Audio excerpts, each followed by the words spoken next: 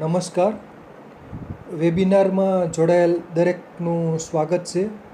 આજે ગિરનારી મંડળનો 639મો વેબિનાર છે. આજે કોઈ વક્તા નથી. આજે ડૉક્ટર્સ ડે છે. વર્લ્ડ ડૉક્ટર ડે એટલે વિશ્વ ડૉક્ટર ડે તરીકે આજે ઉજવવામાં આવે છે.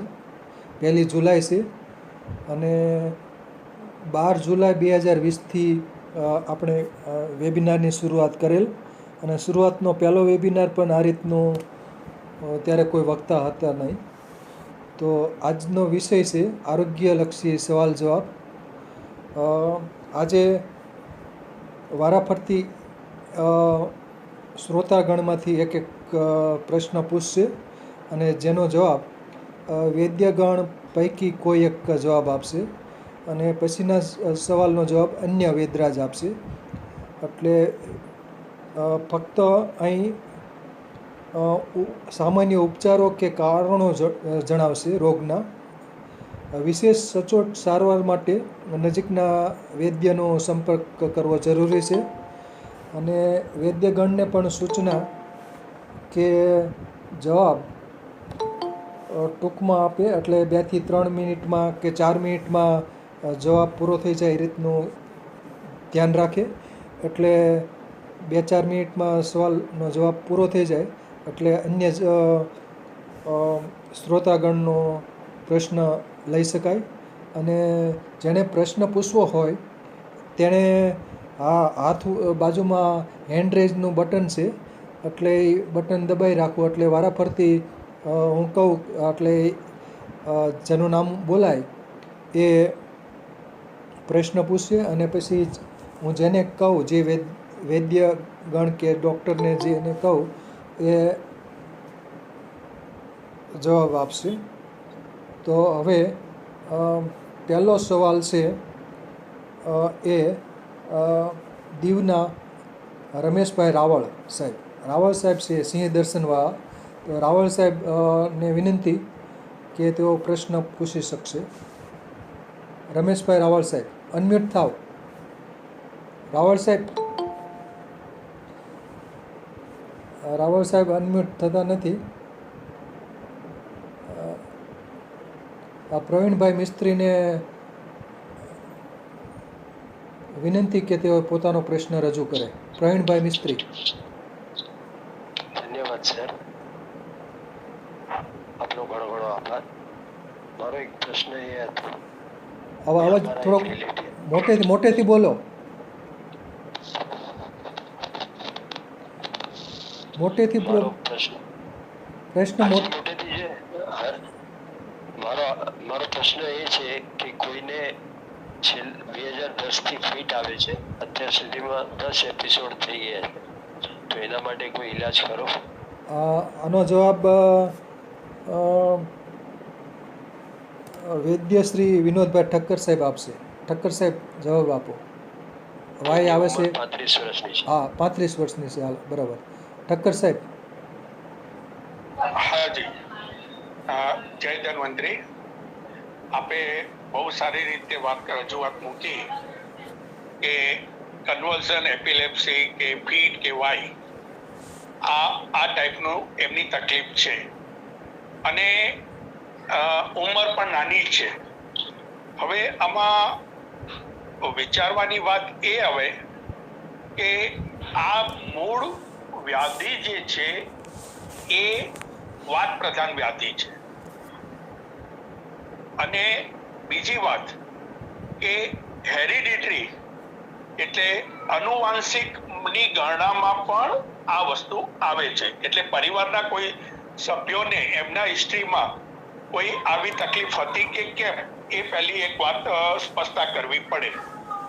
બીજી વાત કે આવી વ્યક્તિને બને એટલું તેલ માલિશ, કબજિયાત ન થાય, આહાર વિહારમાં વાયુ કરનાર ખોરાક ન લેવાય અને જેમ બને એમ સ્નિગ્ધ ખોરાક, પચે એવો ખોરાક અને એ રીતે કરવું પડે.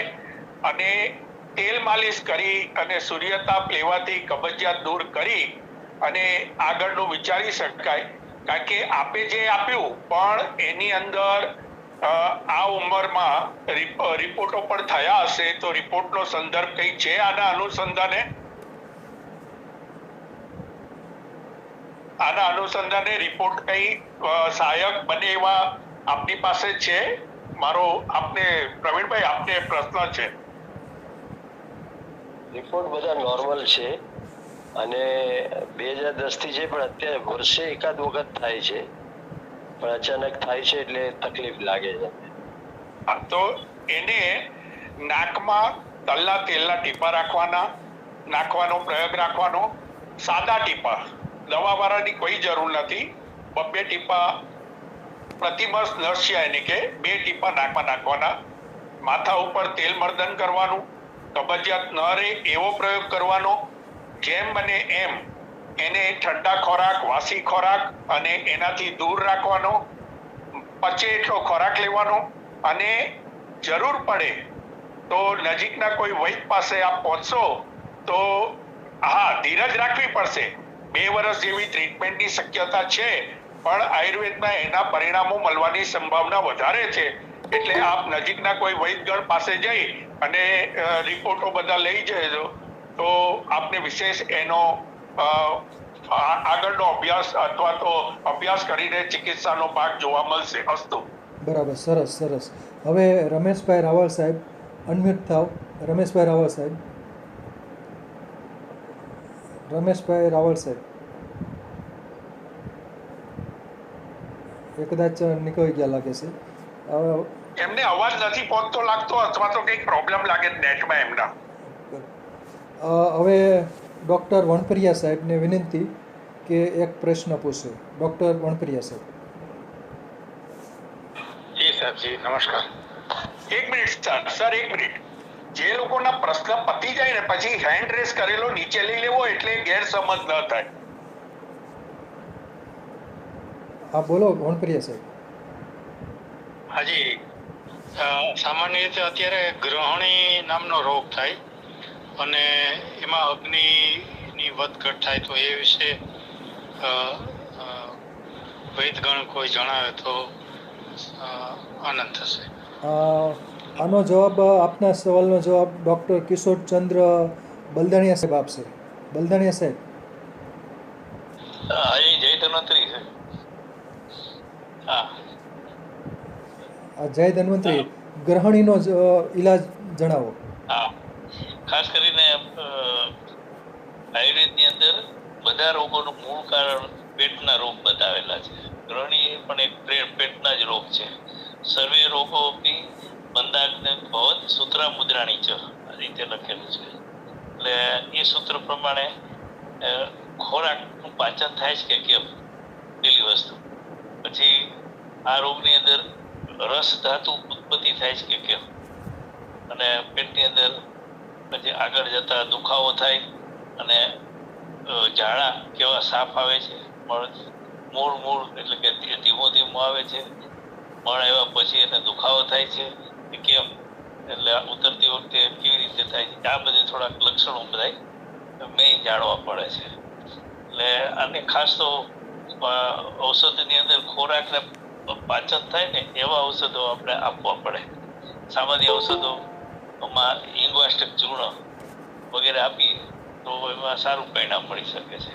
બાકી કબજિયાત ન રહે એના માટે પણ એનું ધ્યાન આપવું પડે છે. અને પાચક રસ માટે, દીપક પાચન માટે આપવું પડે, જેમાં પછી જેમ કે વડિયારી ખાય, પાચન શક્તિ સારી. સવારે ઉઠી અને નરણા કોઠે 1 લોટો, શરૂઆતમાં 1 પેલા ગ્લાસથી શરૂ કરે, ઉફાળું ગરમ પાણી પીવે, આ રીતે કરે તો એમાં થોડું પરિણામ સારું આવવાની શક્યતા રહે. બાકી લક્ષણો અનુસાર લક્ષણિક ચિકિત્સા, દુખાવો હોય તો એ પ્રમાણે ચિકિત્સા એની કરવી જોઈએ. સરસ સરસ, આભાર. હવે જિજ્ઞેશભાઈ જોશી સાહેબ હાથ ઊંચો કર્યો છે. બોલો જિજ્ઞેશભાઈ જોશી સાહેબ, પ્રશ્ન પૂછશે. પુનાના શ્રી જિજ્ઞેશભાઈ જોશી સાહેબ. અર્ચનાબેન જોશી. જિજ્ઞેશભાઈ જોશી. જી સર, કે છે બોલે છે. હા, હા સર, નમસ્તે સર. નમસ્તે નમસ્તે, બોલો પ્રશ્ન. લેડીઝોમાં વધારે પડતા સાયટિકાનો પ્રોબ્લેમ થાય છે, તો એનું નિવારણ? હા, આપના પ્રશ્નનો જવાબ વૈદ્ય શ્રી રમજુભા સરવિયા સાહેબ જવાબ આપશે. સાયટિકા એટલે કે ગ્રહણી, ગુદરસી પણ કહે છે, ગુદરસી ગુરુદ્રસી સાહેબ. હા, ગુદરસી, હા બરાબર. સાયટિકા, ગુદરસી, રાંજણ પણ કહે છે. તો આનો જવાબ રમજુભા સરવિયા સાહેબ આપશે. રમજુભા સરવિયા સાહેબ. હા સાહેબ, જય ધન્વંતરી બધા ગુરુજનોને. ખાસ કરીને સાયટિકા ઘણી વખત કબજિયાતથી પણ આ થાય છે, અને હાલવા ચાલવામાં કે બેસવા ઉઠવામાં એક પગ લચકાવાથી પણ થાય છે. આપણે પગથિયું ચડી ગયું હોય ને વાંકા વળીને કાંઈ બળ કરીને વજન ઉચકાયું તો આપણે ગામઠી ભાષામાં ટસક્યું કે એના હિસાબે કમરનો દુખાવો થાય. અને સાયટિકામાં ડાબી સાઈડ અથવા જમણી સાઈડ થાપાના ભાગમાંથી રોજ ખેંચાય ને ત્યાં હોજો આવી જાય, અને જે બાજુનો સાયટિકાની રગ ખેંચાણી હોય એ પગની પિંડીમાં એને રગ ચડે ને ગોટલું થાય, અને એ પગ ઉપર એને ઉભળક બેસવામાં તકલીફ થાય. આવા એના લક્ષણો હોય છે. પણ એના માટે મહારાષ્ટ્રનાથી કાઢા, એકાંગબીજ રસ, શેહનાથ ગુગળ આવા ઔષધો અને ખાસ વાયુ કરે એવા ખોરાક બંધ કરવા જોઈએ, અને એક્સરસાઇઝ એના ઉપર સારું કામ કરે, કસરત. આવો મારો મત છે. સરસ સરસ, આભાર. ધન્યવાદ સાહેબ. ધન્યવાદ, આભાર. હવે BN ગાબાણી હાથ ઊંચો કર્યો છે, તે પ્રશ્ન પૂછી શકશે. BN ગાબાણી. સાહેબ ધન્વંતરી સાહેબ, ઓલી પિત્તાશયની અંદર પથરી છે તો એની માટે? આ પિત્તાશયની પથરી માટે, બરાબર, એના માટે જવાબ આપશે વૈદ્ય શ્રી સુધેન્દુ ત્રિપાઠી સાહેબ. ત્રિપાઠી સાહેબને વિનંતી કે પિત્તાશયની પથરી માટે ઈલાજ જણાવો.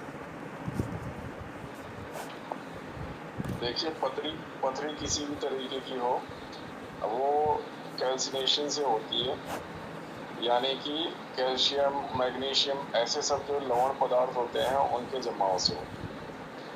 पित्ताशय की पथरी होती है, फिर उसके अलावा किडनीज में भी पथरी होती है विशेष तौर पे. बाकी अन्य जगहें भी हैं, उनका अभी सूचन नहीं करते. तो ये जो पथरी होती है, ये पित्ताशय की पथरी लीवर की जो एक्टिविटी है वो कम पड़ने पे होती है. तो इसके लिए लीवर को सबल करना चाहिए और साथ में पित्ताशय की पथरी भूल जाए ऐसी औषधियों का प्रयोग करना चाहिए. तो इस तरीके की औषधियाँ हैं पुनर्नवा, गोक्षरू. तो इसके लिए पुनर्नवादिक्वाथ, गोक्षरादिक्वाथ, इनका प्रयोग कर सकते हैं. पाषाण भेद जो होता है सामान्य तौर पे उपलब्ध होता है, तो पाषाण भेद की जो पत्तियां हैं उनको पीस के अगर सुबह शाम सेवन किया जाए तो भी ऐसी पथरी धीरे धीरे निकल जाती है. साथ में कुटकी का प्रयोग किया जा सकता है सुबह शाम, जो लीवर को स्वच्छ करता है और स्ट्रांग बनाता है. इसके अलावा भूमि अमल की रसायन, इन सब का भी प्रयोग किया जा सकता है. धन्यवाद. આભાર સાહેબ, ધન્યવાદ. હવે મિહિરભાઈ પટેલે હાથ ઊંચો કર્યો છે. મિહિરભાઈ પટેલ પ્રશ્ન પૂછશે. મિહિરભાઈ પટેલ. જય ધન્વંતરી સાહેબ બધાને. મારે 3 મહિનાથી જમણા પગના તળિયે એડી આગળ દુખાવો થાય છે. એ કયા કારણ સાહેબ, એનો ઉપાય જણાવજો. આનો જવાબ વૈદ્ય શ્રી વિનોદભાઈ ઠક્કર સાહેબ આપશે. એડીનો દુખાવો. આને વાટ કંટક કે. હવે સામાન્ય રીતે એડીનો દુખાવો આપણે જો દૈનિક જીવનમાં ઊંચી એડીના ચપ્પલ પહેરતા હોઈએ, અથવા ક્યારેક એવું પણ બને કે આને થોડો સંબંધ બીજા રોગોના લક્ષણો સાથે પણ હોય છે. એટલે ખાલી એડીમાં દુખે છે કે બીજા કોઈ રોગો જેમ કે ડાયાબિટીસ છે કે એવું કંઈ હોય અને પેટની કોઈ ગડબડ હોય તો એવું કંઈ આની સાથે છે કે ખાલી એડીનો દુખાવો છે? આ એક એ જમણા પગમાં એક જ પગમાં છે સર. હા, તો એના માટે એક કામ જ છે, સરળ છે. આપ એ પ્રયોગ કરી જોજો. એક પ્રાઇમર્સ લેવાનો, પ્રાઇમર્સ ઉપર ઈંટ મૂકવાની અને એ ઈંટ આપણે ખુરશી ઉપર બેસી અને એ પગ ઈંટ થોડી ગરમ થાય એટલે એની ઉપર શેકવાનો, પછી ખસેડી લેવાનો, પાછો મૂકવાનો. એવી રીતના 5-7 દિવસ કરશો તો એડીના વળાંકમાં જે સાયટિક નર્વનો વળાંક આવે છે ત્યાં રક્ત પરિભ્રમણનો અવરોધ થયો હશે તો એ ખુલવાની શક્યતા એનાથી બહુ સારી છે. અને એ પ્રયોગ કર્યા પછી અઠવાડિયા 10 દિવસના પ્રયોગ કર્યા પછી આપને કેટલો સુધારો છે એ કહેજો.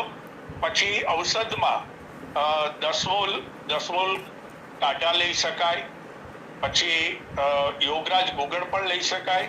અને જો આપની પ્રકૃતિ ગરમ હોય અને પેશાબની કોઈ તકલીફ થતી હોય કે એવું હોય તો સાથે ચંદ્રપ્રભા પણ લઈ શકાય. અસ્તુ.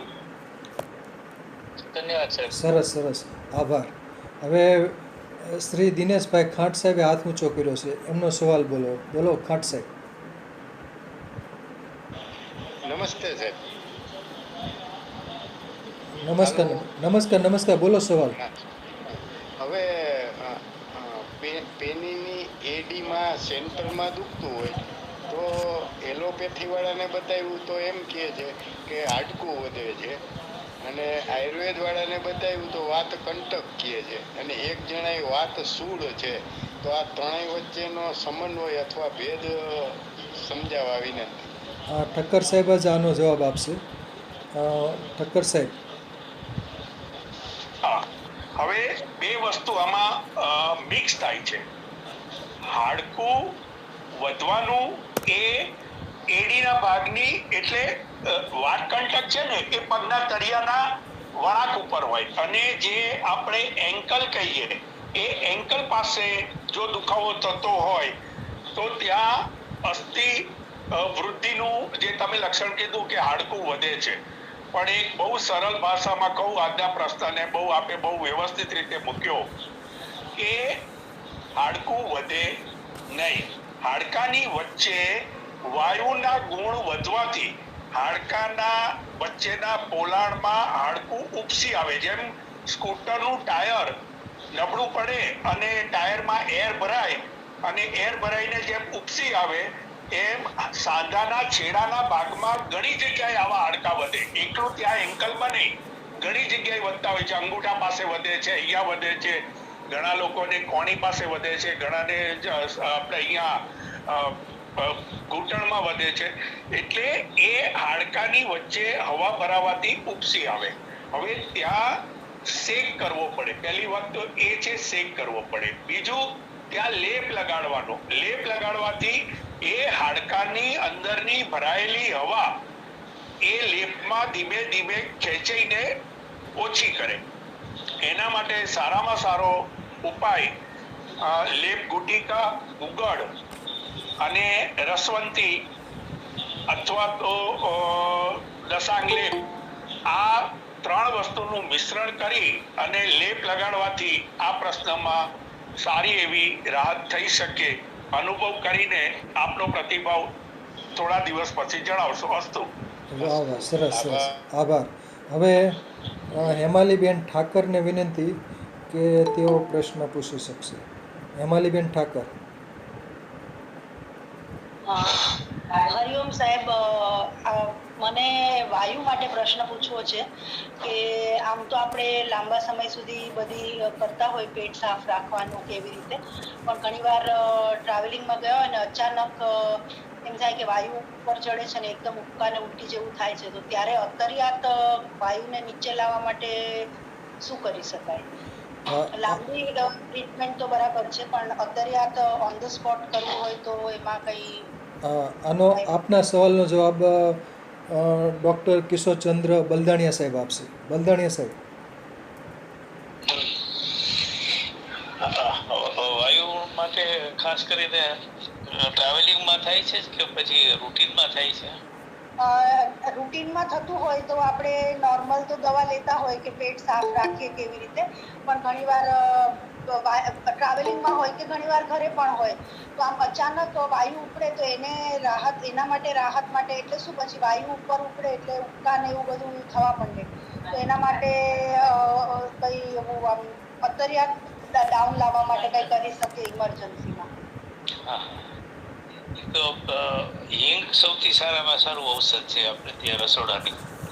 તો જો ઓરિજિનલ હિંગ આપણે રાખીએ, જે સારી જાતની હિંગ આવે છે, એ હિંગનો ઉપયોગ કરી શકીએ તો વધારે સારું રહે. હિંગને ખાલી નાભીની આજુબાજુ લગાડવાથી પણ ફાયદો થાય છે, અને હિંગવાની વટી, હિંગ ગુટિકા એવી એક ઔષધિઓ પણ આવે છે જે ચગડવાની હોય છે, એટલે એ વાયુ બેસાડી દે તરત જ, એ પણ કરી શકાય. અને નાભીની આજુબાજુ પણ લગાડી શકાય. હોવી જોઈએ ઓરિજિનલ હિંગ. અમે લોકો એના માટે ટ્રાય કરી હતી કે આનો હળદેનો જે આખી હળદે આવે ને એને ગૌમૂત્રની અંદર 3 દિવસ પલાળી દરરોજ ગૌમૂત્ર બદલવાનું, પછી એનો પાવડર કરી એની અંદર હિંગ અને સંચળ નાખી અને પાવડર બનાવ્યો હતો. એ પાવડર જો આપીએ તો વધારે સારું. એ રીતે પણ હિંગવાષ્ટક ચૂર્ણ ઘરઘરાવ રીતે જો સારું બનાવી લઈએ આપણે, સારી હિંગ લઈને, અને એ પણ આપણે સાથે રાખીએ ટ્રાવેલિંગમાં, એની ગોળી બનાવી પણ શકાય અને પાવડર પણ લઈ શકાય. એનાથી અસર થાય તો એ સારું કામ કરે છે. એ એક સારું કામ કરી શકાય વાયુ બેસાડવા માટે. વાયુ પર ખોરાક, જ્યારે બહાર જાઓ ત્યારે વાયુ પર ખોરાક ન ખાવા ટ્રાવેલિંગમાં, એ ધ્યાન રાખવાનું. અને હલકો ખોરાક ખાઈ અને વધારે પચી જાય ઝડપથી, આ ટાઈપનો ખોરાક ખાઈ તો વધારે. સાહેબ એક પૂછવું હતું કે લગાડવામાં તો વાંધો નહીં, પણ હિંગ ખાવાની હોય તો આપણે આવી રીતે ગોળી બનાવીને કે પછી ગરમ પાણીમાં કેવી રીતે લેવાય કે આવી રીતે ગોળી બનાવી લેવાય? પણ કોઈ પણ હિંગ તમે લેવો ને તો પેલા શાસ્ત્રમાં એને શોધન કરવાની વાત કરેલી છે. એટલે ગાયનું ઘી થોડું લઈ અને થોડુંક હિંગને નવશેકું કરી શેકી રાખવું પડે. શેકી અને પછી એનો ઉપયોગ કરીને તો એ વધારે કામનો થાય. એનાથી આ ઉત્કલેશ જેવા કોઈ વિકારો ન થાય. એટલે એ રીતે શુદ્ધ હિંગ કરી અને પછી કોઈ પણ ઔષધિ બનાવવામાં અથવા તો ગોળી બનાવવામાં એનો ઉપયોગ કરી શકાય.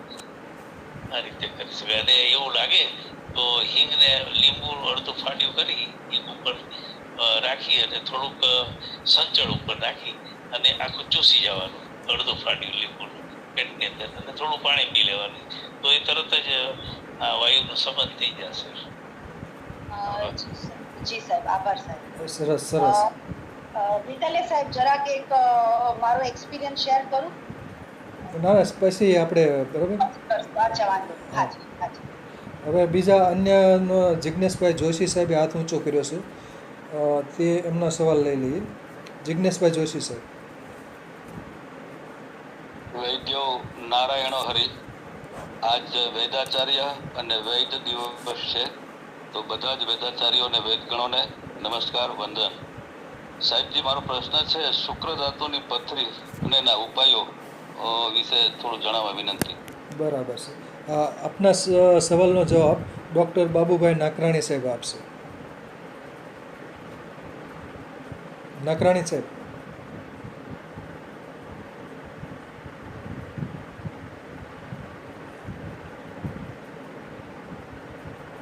નાકરાણી સાહેબ લેફ્ટ થઈ ગયા લાગે છે. તો આપના અવાજ સંભળાય છે? હા, આવી ગયા. હા, સંભાળ બોલો. પ્રણામ બધા વૈદ મિત્રોને. પ્રશ્ન મને એવું લાગે છે શુક્ર અસ્મરીનો છે, તો શુક્ર અસ્મરી થવાનું કારણ અને એના ઉપાયો. પ્રશ્ન તો ખાલી ઉપાય જ બતાવે, પણ જરાક થવાનું કારણ પણ બતાવી દઈએ. તેમાં અપાન વાયુનો રોધ, પછી જ્યારે શુક્રનું ઉત્થાન થાય એ વખતે શુક્ર સ્તંભન કરવા માટે અમુક યોગિક પ્રક્રિયાઓ કરે અને સ્થિતિ ન આવે તો પણ શુક્ર અસ્મરી થાય છે. વાયુ અને પિત્તના દુષ્ટને કારણે પણ શુક્રાશ્મરી થાય છે. અને આ શુક્રાશ્મરી જે છે એમાં ખાસ અપાન વાયુ ભાગ ભજવે છે. શુક્રાશ્મરીના દોષોમાં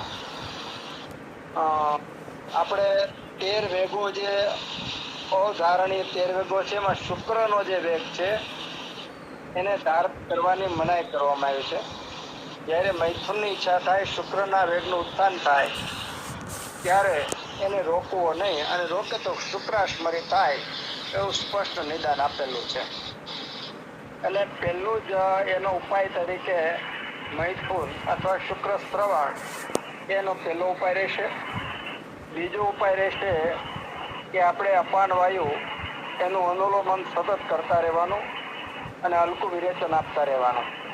અને એના માટે ખાસ સારામાં સારો જો ઉપાય હોય તો ત્રિફળા અથવા હરડે પિત્ત હોય તો વૃતભૃષ્ટ હરિતકી, અને વાત પ્રધાન હોય તો હિરણભૃષ્ટ હરિતકી નિત્ય સેવન કરવું, તો જેના કારણે વાયુ સવળો થાય, અગ્નિ સમ્યક થાય, તો એના પરિણામે વાયુના અનુલોમનના પ્રમાણે શુક્રાશ્મરીમાં ફાયદો થાય.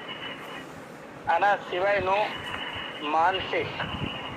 માનસિક ઉત્તેજના રહેતી, ઉદ્વેગ રહેતો હોય, અનઇઝીનેસ રહેતું હોય, આ સામાન્ય રીતે પિત્ત વાયુ અથવા વાત પિત્ત પ્રકૃતિ વાળાને વિશેષ રહે છે. જેવો વાયુ શાંત થાય, સાથે સાથે ઘૃતનું સેવન કરવામાં આવે, દૂધનું સેવન કરવામાં આવે, તો અગ્નિ સમ્યક થઈ, વાયુનું અનુલોમન થઈ, અને જે શુક્રાશ્મરી છે એ પહેલા તો ઉત્પન્ન નહીં થાય, ઉત્પન્ન થયેલી શુક્રાશ્મરીને જો વાયુના કંટ્રોલમાં છે તો એનું નિસ્તરણ થઈ જશે. નહીતર અત્યારે કોઈ પણ પ્રકારની કાપકૂટ કર્યા વગર અંદર એ રીતના ઇન્સ્ટ્રુમેન્ટ એડ કરી અને ખેંચી લેવામાં આવે છે. એટલે શુક્રાશ્મરી બે રીતે અશ્મરીનું વિરેચન કરાવીને એમાં બસ્તી, ઉત્તર બસ્તી પણ આપી શકાય એમાં. અને આ ઉત્તર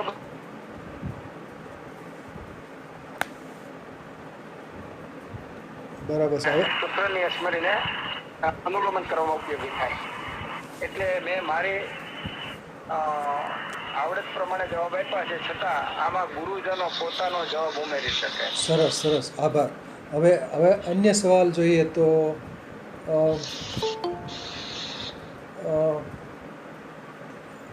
આપણે સુશીલાબેન રાઠોડને વિનંતી કે સવાલ પૂછે. સુશીલાબેન રાઠોડ.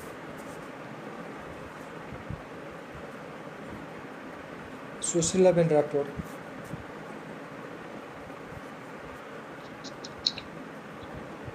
બધા ગુરુજનોને કરશે. હમણાં એક સવાલ હતો વાત રોગો પર.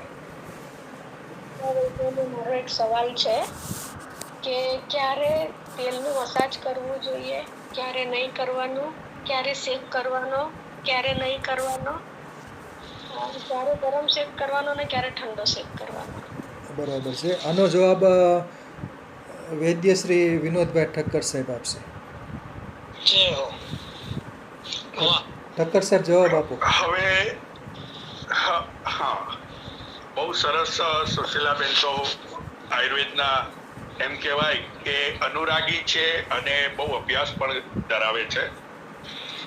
વાયુના રોગોમાં માલિશની મર્યાદા બતાવી છે એ વાત ઉપર આજે એમણે પ્રશ્ન મૂક્યો.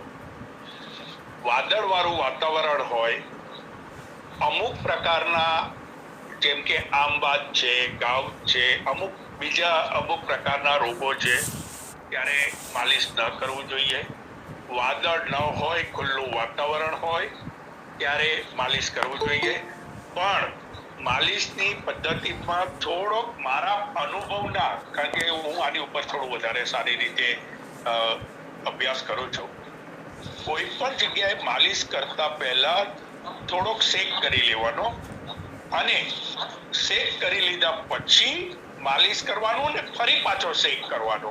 એટલે શું થાય કે શેક કરવાથી કોષોની જગ્યામાં સ્ફુરણ થાય, થોડી જગ્યા ખુલે એટલે અંદર તેલ એબ્ઝોર્બ થાય, અંદર ઉતરવા માંડે અને પાછો શેક કરવાથી એનું આગળનું સ્ટેજ બદલાય અને વધારે અંદર ઉતરે.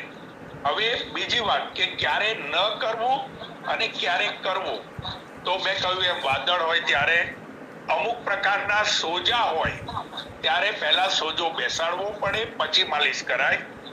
પછી ગરમ અને ઠંડો, તો પિત્ત પ્રકૃતિ વાળા માણસને પિત્તના અનુબંધમાં કોઈ રોગ હોય તો ઠંડુ માલિશ કરવું જોઈએ, ગરમ તેલ કરીને કરવાનું ન હોય. અને તેલ ગરમ કરવાની પદ્ધતિ આપણને કોઈએ સૂચન કર્યું હોય કે તેલ સહેજ ઉફાળું કરીને, તો મહદઅંશે એવી ભૂલ કરતા હોય છે કે તેલને ડાયરેક્ટ ગરમ કરે છે, પણ એવું ન કરાય. વાટકીને ખાલી ગરમ કરવાની હોય અને વાટકી ગરમ થયા પછી એને ગેસ ઉપરથી લઈ અને એની અંદર તેલ નાખવાથી એ જે વાટકીની ગરમીથી જેટલું તેલ ગરમ થાય એ તેલ સાચી રીતે ગરમ થયું કહેવાય. આખું તેલ ગેસ ઉપર કે સ્ટવ ઉપર મૂકી અને ગરમ કરવાની પદ્ધતિ વ્યાજબી નથી. પાત્રને ગરમ કરી અંદર તેલ નાખો એટલે પાત્ર ગરમ થયું હોય અને એની ગરમીથી જેટલું તેલ ગરમ થાય એટલું જ તાપમાન એને જરૂરી હોય છે. બાકી આ પણ એક વસ્તુ ધ્યાન રાખવાની. અને આ બે પ્રશ્નો તો મને સ્પષ્ટ સમજ પડી ગઈ કે બેને જે પૂછ્યા તે, પણ આ સિવાય કે બાકી રહી ગયું હોય તો મને ધ્યાન દોરે. અસ્તુ. સરસ સરસ. હવે ઠંડો શેક ક્યારે કરવાનો? શું કીધું બેન? ઠંડો શેક કરવાનો હોય છે તે ક્યારે કરવાનો? હા, એટલે ઘણીવાર મેં કહ્યું ને કે પિત્તની અનુબંધમાં બળતરા સાથેનું હોય ત્યારે ગરમ શેક ન કરાય, ત્યારે બરફનો શેક કરાય. મૂઢમાર વાગે અને તાત્કાલિક આપણને જ્યારે કોઈ પણ જગ્યાએ વાગી જાય તો તાત્કાલિક ગરમ શેક ના કરાય, પહેલા બરફ ઘસવો પડે. બરફ ઘસ્યા પછી થોડો સમય ગયા પછી એની અંદરનું રક્ત પરિભ્રમણ, કારણ કે ઠંડી વસ્તુ અડાડવાથી લોહીનું પરિભ્રમણ વધે અને એ પરિભ્રમણનું થોડું 1-2 દિવસ જવા દયા પછી સોજો થોડો ઓછો થાય. પછી તમારે જો જરૂર પડે અને વધારે તકલીફ હોય ત્યારે પછી સહેજ ઉફાળા તેલનું માલિશ કરાય. અસ્તુ. સરસ સરસ, આભાર. હવે રમેશભાઈ રાવળ સાહેબ છે, સિંહ દર્શનવા, એમને વિનંતી કે પ્રશ્ન પૂછે પોતાનો. બોલો રાવળ સાહેબ. હાજી સાહેબ, હવે પરિસ્થિતિ એવી છે કે આપ તો સૌ વૈદ્યરાજ છો એટલે આપ સૌને વંદન. પરિસ્થિતિ આજે એવી છે કે મોટા ભાગના ખાનપાન અને કેમિકલને લીધે લોકોને પેટનું દર્દ કાયમનું રહી ગયું છે. અને રમેશ આપણા કાર્યક્રમોમાં પણ આપે અવારનવાર એનો ઉલ્લેખ કર્યો છે. તો મારી આપને એક જ વિનંતી છે કે કબજિયાત માટે જેટલું બને એટલું બને, જો કબજિયાત 2 ટાઈમ આપણું પેટ સાફ રહે સંપૂર્ણ, તો આપણને મોટા ભાગના પ્રશ્નો ઊભા થતા નથી. મારી પાસે ખાસ કરીને કોઈ દવા નથી, પણ હું હંમેશા હિમેજ એરેડિયામાં તૈયાર કરીને રાખું છું. જે કોઈ આવે એને હું કહું ભાઈ આ 3 પડીકા લઈ જા અને તને મટી જશે. અને અત્યાર સુધી મેં મટાડ્યું છે સાહેબ. બાકી બીજું કઈ તમારા બધાની જેમ મને કઈ આવડતું નથી. એટલે મારો એક જ આ પ્રશ્ન છે કે એને માટે શું સારામાં સારું થઈ શકે? બરાબર છે. આપના પ્રશ્નનો જવાબ વૈદ્ય શ્રી રમજુભા સરવિયા સાહેબ આપશે. સરવિયા સાહેબ બોલો, કબજિયાતની સારવાર. સરવિયા સાહેબ. હા, નમસ્કાર. ખાસ તો સાહેબે કીધું એમ કે ભાઈ ખાનપાનના હિસાબે આ બધી પરિસ્થિતિ ઊભી થઈ છે. તો કબજિયાત થવાનું કારણ કે પાચન બગડે આપણું ત્યારે જ કબજિયાત થાય. પાચન બગડે એટલે કબજિયાત થાય. તો ખરેખર પાચન સુધારવું જોઈએ તો કાંઈ એનો ઈલાજ થાય. ખૂબ ચાવીને જમવાની ટેવ પાડવી જોઈએ અને આપણી જમવાની સિસ્ટમ કે ભાઈ ભૂખ હોય તો જ જમવું જોઈએ અને રાત્રિ ભોજન બને એટલું વહેલું કરવું જોઈએ. અને આપણો પરિશ્રમ ન હોય તો એકદમ હળવા ખોરાક લેવા જોઈએ. સાત્વિક, રાજર્ષિ ને તામસ 3 પ્રકારના જે ખોરાક કીધા એમાં સાત્વિક ખોરાક લેવો જોઈએ, પચવામાં હળવો છે, રાજસી ખોરાક મધ્યમ છે ને તામસ ખોરાક ભારે છે. તો કબજિયાત ભારે ખોરાક ખાવાથી વધારે કબજિયાત થાય, કારણ કે અત્યારે પરિશ્રમ તો બીજો કઈ હોતો નથી બહુ માણસોને, બેઠાડું જીવન હોય છે, એટલે કાયમિક માટે સાહેબે કીધું એમ કબજિયાતના પ્રશ્નો રહેશે. અને એના માટે એરડબ્રુષ્ટ, અત્યારે વાયુનો પ્રકોપ હોય તો એરડબ્રુષ્ટ એરિયામાં તળેલી, અને જો શીત પ્રકોપ હોય તો ઘીમાં તળેલી ઇમેજ, અને જો કફનો દોષ હોય તો એને મધ સાથે. આ રીતે એનો ઇમેજ બધા કરતા અનુલોમન માટે સારું કામ કરે ઘરગથ્થુ ઉપચારમાં. આવો મારો કહેવાનો મત છે. પણ ખાસ તો એને પાચન સુધરે એ પ્રકારના જ ખોરાક લેવા જોઈએ, અને પરિશ્રમ થોડો ઘણો હલનચલનનો હોવો જોઈએ. સવારે જાગીને સેજ ઉફાળું પાણી આ વર્ષા ઋતુમાં તો ખાસ પીવું જોઈએ. આવું મારું કહેવાનું. સરસ સરસ, આભાર. હવે જયશ્રીબેનને વિનંતી કે પછી સવાલ આ એક પછી જયશ્રીબેનને વિનંતી કે પોતાનો સવાલ રજૂ કરે. જયશ્રીબેન. નમસ્કાર સર્વોને. સર, એલર્જી માટે, શરદી માટે રાઇનોટાઇસિસ કહીએ એના માટે શું ઉપાય છે? અને પાચન શક્તિ સાવ મંદ પડી ગઈ હોય એના માટે, અને મનના વિકારો. આપના સવાલનો જવાબ ડૉક્ટર બાબુભાઈ નાકરાણી સાહેબ આપશે. નાકરાણી સાહેબ. હા, મને લાગે છે બેનના 3 પ્રશ્નો છે. એક તો એલર્જી, બીજું પાચન શક્તિ મંદ, અને ત્રીજું મનમાં ઉદ્વેગ ને વિચારો. પેલા અજીર્ણ એટલે કે અગ્નિમન થઈ ગયો હોય, ભૂખ ન લાગતી હોય, પાચન ન થતું, એની જરાક વાત કરી દઈએ. એક તો વાયુ પ્રકૃતિ હોય ને સેજે એનો અગ્નિ બગડેલો હોય, એટલે એમણે વાયુનાશક ઔષધોની સાથે ખોરાક લેવો જોઈએ. ખાસ તો રમજુભાઈએ જે વાત કરી, ભૂખ હોય તો જ જમવું ને નહીં તો ન જમવું, આ દરેક વ્યક્તિ માટે અગ્નિને જાળવવા માટે, અગ્નિને બળવાન અને વ્યવસ્થિત કરવા માટેનો ઉપાય છે. પિત્તવાળા હોય તો એમને દૂધ ઘીના સેવન સાથે અગ્નિને જાળવવો. કફવાળા હોય તો એને સૂંઠ ગોળ સાથે કે હરડે સાથે અગ્નિને પ્રદીપ્ત કરવું. એમ વાયુની પ્રકૃતિ પ્રમાણે ભૂખ ઉઘડે, સાથે વાયુનું અનુલંબન થાય એટલે પેટ સાફ થાય, એવા ઔષધો સાથે શારીરિક શ્રમ અને મનની ખુશી, આ એના ઉપાયો છે. બીજો સામાન્ય રીતે હિંગવા કે ચૂર્ણ છે, એ પણ ભૂખ લગાડનાર છે. વરિયાળી છે એ દીપન કર્મ કરનાર છે. એ છે ઉત્તમ પ્રકારનું દીપન કર્મ કરનાર છે. ચિત્રકા દીવટી વગેરે ઔષધો, આશાવરિષ્ઠ, એ બધા ભૂખ લગાડવા માટે, પાચન કરવા માટેના છે, પણ એ વૈદ્યની સલાહ પ્રમાણે લેવાના. બીજો પ્રશ્ન છે એલર્જીનો, એલર્જીક રાઇનાઇટિસ. એના 2 કારણો છે. એક તો એનાટોમિકલ અને એક પેથોલોજીકલ. એનાટોમિકલ એટલે કે શરીરની રચનામાં કંઈ ફેરફાર છે. દાખલા તરીકે નાકનું જે હાડકું હોય થોડુંક ત્રાસું થઈ ગયું હોય તો એના કારણે સેજે ત્યાં કફ ભરાય અને એના પરિણામે ત્યાં શરદી રહે. બીજું છે પેથોજન, એટલે કે ત્યાં એ પ્રકારનો થાય કે એમને એલર્જી જ રહે. ગળામાં ઇન્ફેક્શન થાય, નાકમાં ઇન્ફેક્શન થાય, અને વારંવાર ધૂળ છે, ધુમાડો છે, તો કોઈ કલરની ગંધ છે, વાતાવરણ બદલાવ છે, વાદળા છે, આવી વખતે એને શરદીનું ઉધરસ થતા હોય છે. તો આવા વ્યક્તિના 90% કેસની અંદર અજીર્ણ એટલે કે પાચન બગડેલું હોય એ લોકોને ખાસ 100% એટલે એલર્જી થતી હોય છે. એટલે એના મૂળમાં પાચન છે, એટલે પાચન સુધરે એટલે એની એલર્જી મટી જતી હોય છે. અને પાચન સુધારવા માટે સામ અવસ્થા હોય છે એટલે લંઘન કરાવવું પડે. કફવાળા હોય તો ખાલી ગરમ પાણીને સોટથી લંઘન કરાવવું 3 થી 5 દિવસ 7 દિવસ કે 20 દિવસ 20 દિવસ સુધી પણ લંઘન કરાવેલા છે. અમે પિત્ત પ્રકૃતિ હોય તો એમને સડંગ પાણી સાથે, સડંગની અંદર સુગંધીવાળો, કાળો વેરણવાળો, નાગરમોથ, ચંદન, આ બધા ઔષધો આવે. એના પાણી સાથે લંઘન કરાવવાથી પિત્તની વૃદ્ધિ નથી થતી અને સામ નિરામ અવસ્થામાં આવી જાય.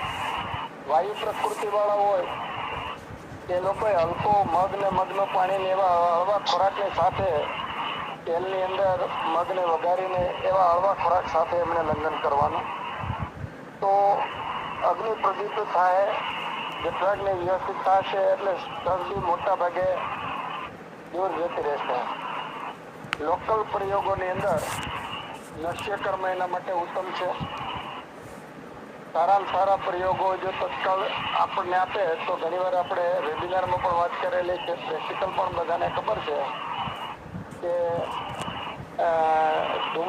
ધૂમપાન એટલે ધુવાડી લેવી. એમાં સફેદ આંકડાની જે ભૂંગળી હોય વિશેષ અસરકારક છે. એનાથી ડાબા નાકથી 3 વાર, જમણા નાકથી 3 વાર, એવી રીતે 3 વાર લઈ અને ખરવા લેવાનું. નાકેથી લઈ અને નાકેથી બહાર કાઢવાનું, બીજા નાકેથી બીજા નાકેથી ધુવાળો બહાર કાઢવાનો. નાકેથી લઈ અને મોઢેથી બહાર કાઢી શકે, પણ મોઢેથી લઈ નાકેથી બહાર કાઢવાનો નથી. આંખોને નુકસાન થાય. નાકેથી લીધેલો ધુવાળો મોઢેથી બહાર કાઢી શકાય છે એ પછીના 6 વખત. મોઢેથી લીધેલો ધુવાળો નાકેથી બહાર કાઢી શકાતો નથી.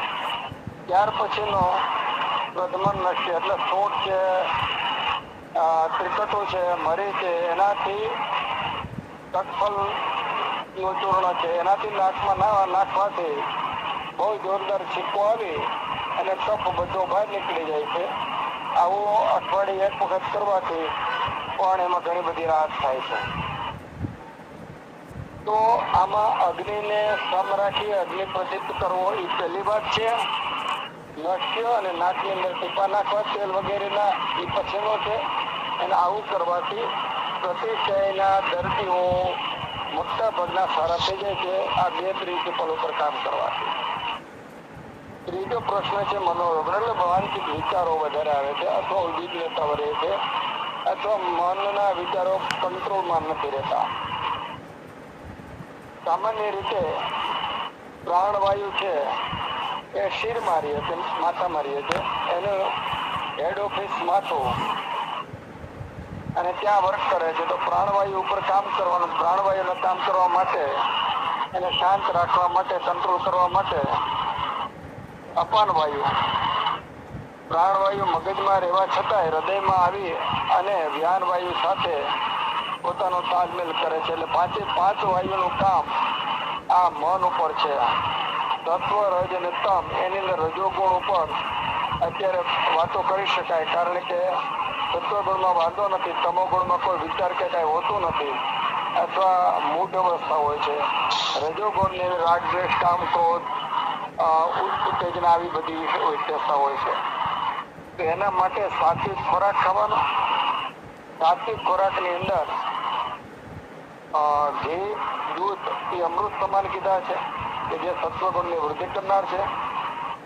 મનને પ્રસન્ન રાખવાનું, નિત્ય સત્સંગ કરવાનો, નિત્ય અધ્યયન કરવાનું, નિયમિત જીવન જીવવાનું, ટાઈમે સુવાનું, ટાઈમે ઉઠવાનું, દિવસે સુવાનું નહીં, શારીરિક શ્રમ કરવાનો અને વાયુનું અનુલોમન કરવાનું. કળવું હરડે છે, ત્રિફળા છે, આમળા છે, અનુકૂળ હોય એવું વિરેચન કરે અને ઘી દૂધનું સેવન કરે તો આવા ઉપાયોથી મનના જે વિચારો છે એ પણ કંટ્રોલ થઈ શકે.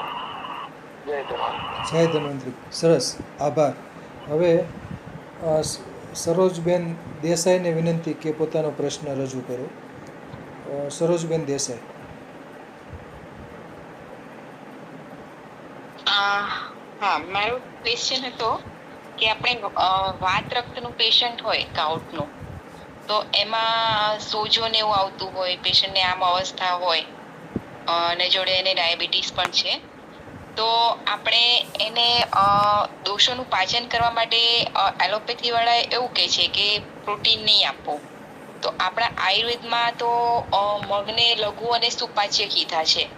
તો મગ આપવાથી શું એનું પ્રોટીન વધી જશે, એનો રોગ વધશે મગનું પાણી કેવું આપવાથી? આપના સવાલનો જવાબ ડૉક્ટર કિશોરચંદ્ર બલદાણિયા સાહેબ આપશે. બલદાણિયા સાહેબ બોલો. પેશન્ટની માન્યતા એવી હોય કે તમે લોકો અમને આ ખવડાવો છો ને એલોપેથી વાળા અમને ના પાડે છે. હા, બલદાણિયા સાહેબ. એટલે બલદાણિયા સાહેબ, બલદાણિયા સાહેબ કદાચ નીકળી ગયા છે. તો આપના સવાલનો જવાબ શ્રી રમજુભા સરવિયા સાહેબ આપશે.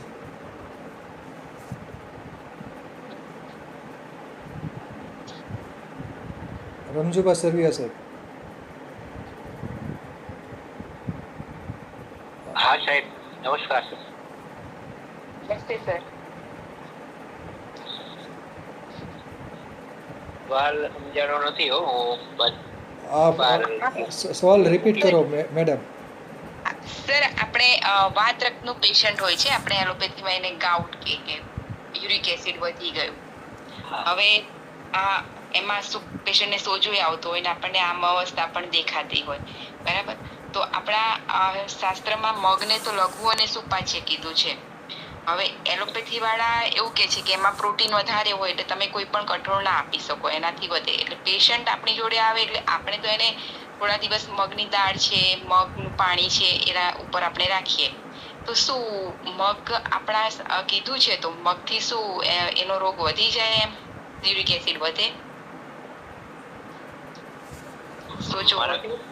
હા, જે ગાઉટ જે કોઈ આમ વાત કીધું આયુર્વેદ ની અંદર એને તો એમાં વાત રક્ત સોજા આવે એને એની શરૂઆત થાય હાથના અને પગના આંગળાથી. પગના અંગૂઠાથી. હા, પગના અંગૂઠાથી ને હાથના આંગળાથી મુઠ્ઠી વાળવામાં ને પગના જે પંજા હલનચલન કરવાથી તકલીફ થાય વધારે. અને એમાં કફ અને વાયુનો દોષ હોય છે. એટલે સવારમાં વધારે એને પીડા હોય છે. જેમ જેમ સૂર્ય વધતો જાય, તડકો થતો જાય એમ એની રાહત થતી જાય. સવારમાં એને દુખાવો વધારે હોય છે. અને ખરેખર આમ વાત જે છે એ એનો અગ્નિ મંદ પડવાથી જ આ થાય. લાંબો ટાઈમ જે શરીરમાં કમજોરી હોય, બ્લડિંગ વધારે થયું હોય, શીત પ્રદરનો બહેનોને લાંબા ટાઈમનો પ્રોબ્લેમ હોય અને ખાટું ને વધારે પ્રમાણમાં ખાટા રસો વધારે પ્રમાણમાં ખાવાની આદત હોય ને પાચન બગડ્યા પછી જ આ રોગ થાય છે. તો ખરેખર તો એનો પેલો અગ્નિ જ પ્રદીપ્ત કરાવવો જોઈએ. અને અગ્નિ જ્યાં સુધી પ્રદીપ્ત ન થાય અને પાચન ન સુધરે ત્યાં સુધી આ કંટ્રોલ થવો અશક્ય છે. અને આના માટે મારા ખ્યાલથી કેરડિયું ને સૂંઠ અતિ ઉત્તમ છે. આના માટે હું 5 દિવસ એને મગ ઉપર અને પોપૈયું ને આવા ફ્રૂટ ઉપર રાખું ને ખટાશ બિલકુલ બંધ કરાવું છું. સદંતર છાશ પણ નહીં, ટમેટું પણ નહીં. અને 5 દિવસ રોજ સવારમાં વહેલા 5 વાગે 3 થી 4 ગ્રામ સૂંઠ નો ઉકાળો બનાવી અને ગાળી અને પછી એમાં 3 ચમચી એડિયું 8 થી 10 ગ્રામ જેટલું એડિયું નાખી અને 5 વાગે સવારે પીવાનું. અને 3 કલાક એ પીધા પછી કોઈ વસ્તુ લેવાની નહીં. આવું 5 દિવસ હું કરાવું અને એને કડક કબજિયાત હોય છે આમ વાત વાળાને. એટલે એના આમ જે હોય એ ઝાડા વાટે શરીરમાંથી આંતરડામાંથી એને બહાર કાઢવો જોઈએ. અને તો જ જે રક્તની અંદર જે ફસાયેલો આમ હોય તે રિટર્ન થઈ શકે. એટલે વાયુનું અનુલોમન કરાવવું જોઈએ એનું. અને વાયુ કરે એવા ખોરાક પણ ન દેવા જોઈએ. હા, એટલે આપણા શાસ્ત્રમાં વિરેચન તો લખ્યું જ છે, પણ આમાં અમારે પછી બહુ જ એટલે પેશન્ટને એવું કે પહેલા પેશન્ટ આવ્યું, મેં આમ પાચન ને બધું વ્યવસ્થિત કરી દીધું, સરસ થઈ ગયું પેશન્ટને. પણ પેશન્ટ એમ કે મારે સાવ જ જલ્દી મટાડી દેવું છે. એટલે આ એક વ્યક્તિને આનાથી સારું થયું હતું એટલે પાછે એલોપેથી વાળા જોડે ગયા. એલોપેથીમાં એ જે સાયકાટ્રિસ્ટ હતા એ ડોક્ટર એની જોડે ગયા. એટલે એને ડિપ્રેશનની ને એવી બધી દવાઓ આપી અને પેઇન કિલર આપી દીધી. તો એમાં પહેલા એને બહુ સરસ સોજાન બધું ઉતરી ગયું અને પછી પાછી એ દવા ચાલુ કરી અને આપણી દવા તો થોડી ચાલુ જ હતી. તો એને મોઢા પર થોથર ને બધું આવી ગયું. એટલે મારે પછી એ પેશન્ટને સમજાવવું પડ્યું કે તમે આ 20-25 દિવસ જે આ દવા પેઇન કિલર અને ડિપ્રેશનની દવા જે ચાલુ કરીને એની આ સાઈડ ઇફેક્ટ થી થયું છે.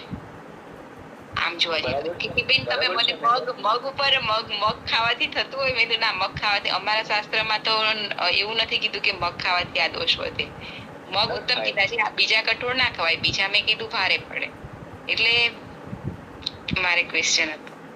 એટલે મગ સુપાચ્ય છે અને મગ થી પ્રોટીન વધે નહીં અને ખટાશ બિલકુલ આથાવાળી વસ્તુ એસિડિક વસ્તુને ખટાશ સદંતર બંધ કરાવવી જોઈએ એમને.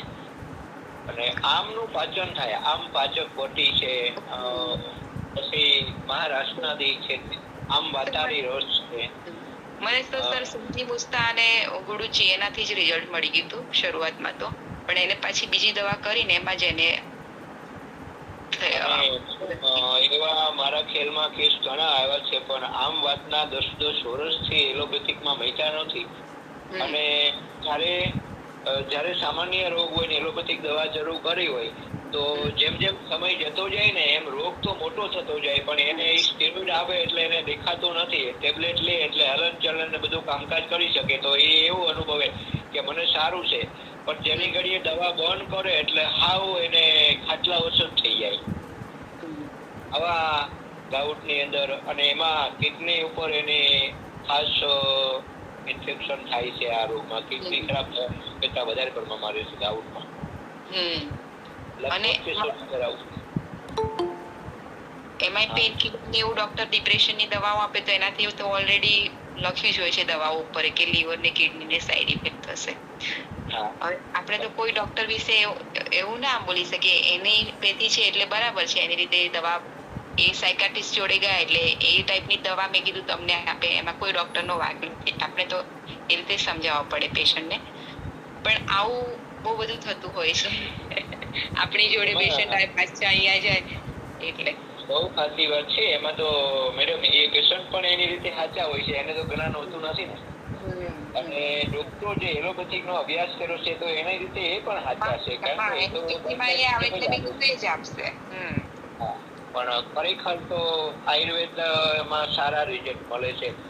પણ અગ્નિ એનો પ્રદીપ્ત ખાસ કરાવવો પડે. જ્યાં સુધી ભૂખ ન લાગે ત્યાં સુધી એને જમવા જ નહીં દેવાનું, અને અગ્નિ પ્રદીપ્ત થશે તો જ એના આમનું પાચન થશે.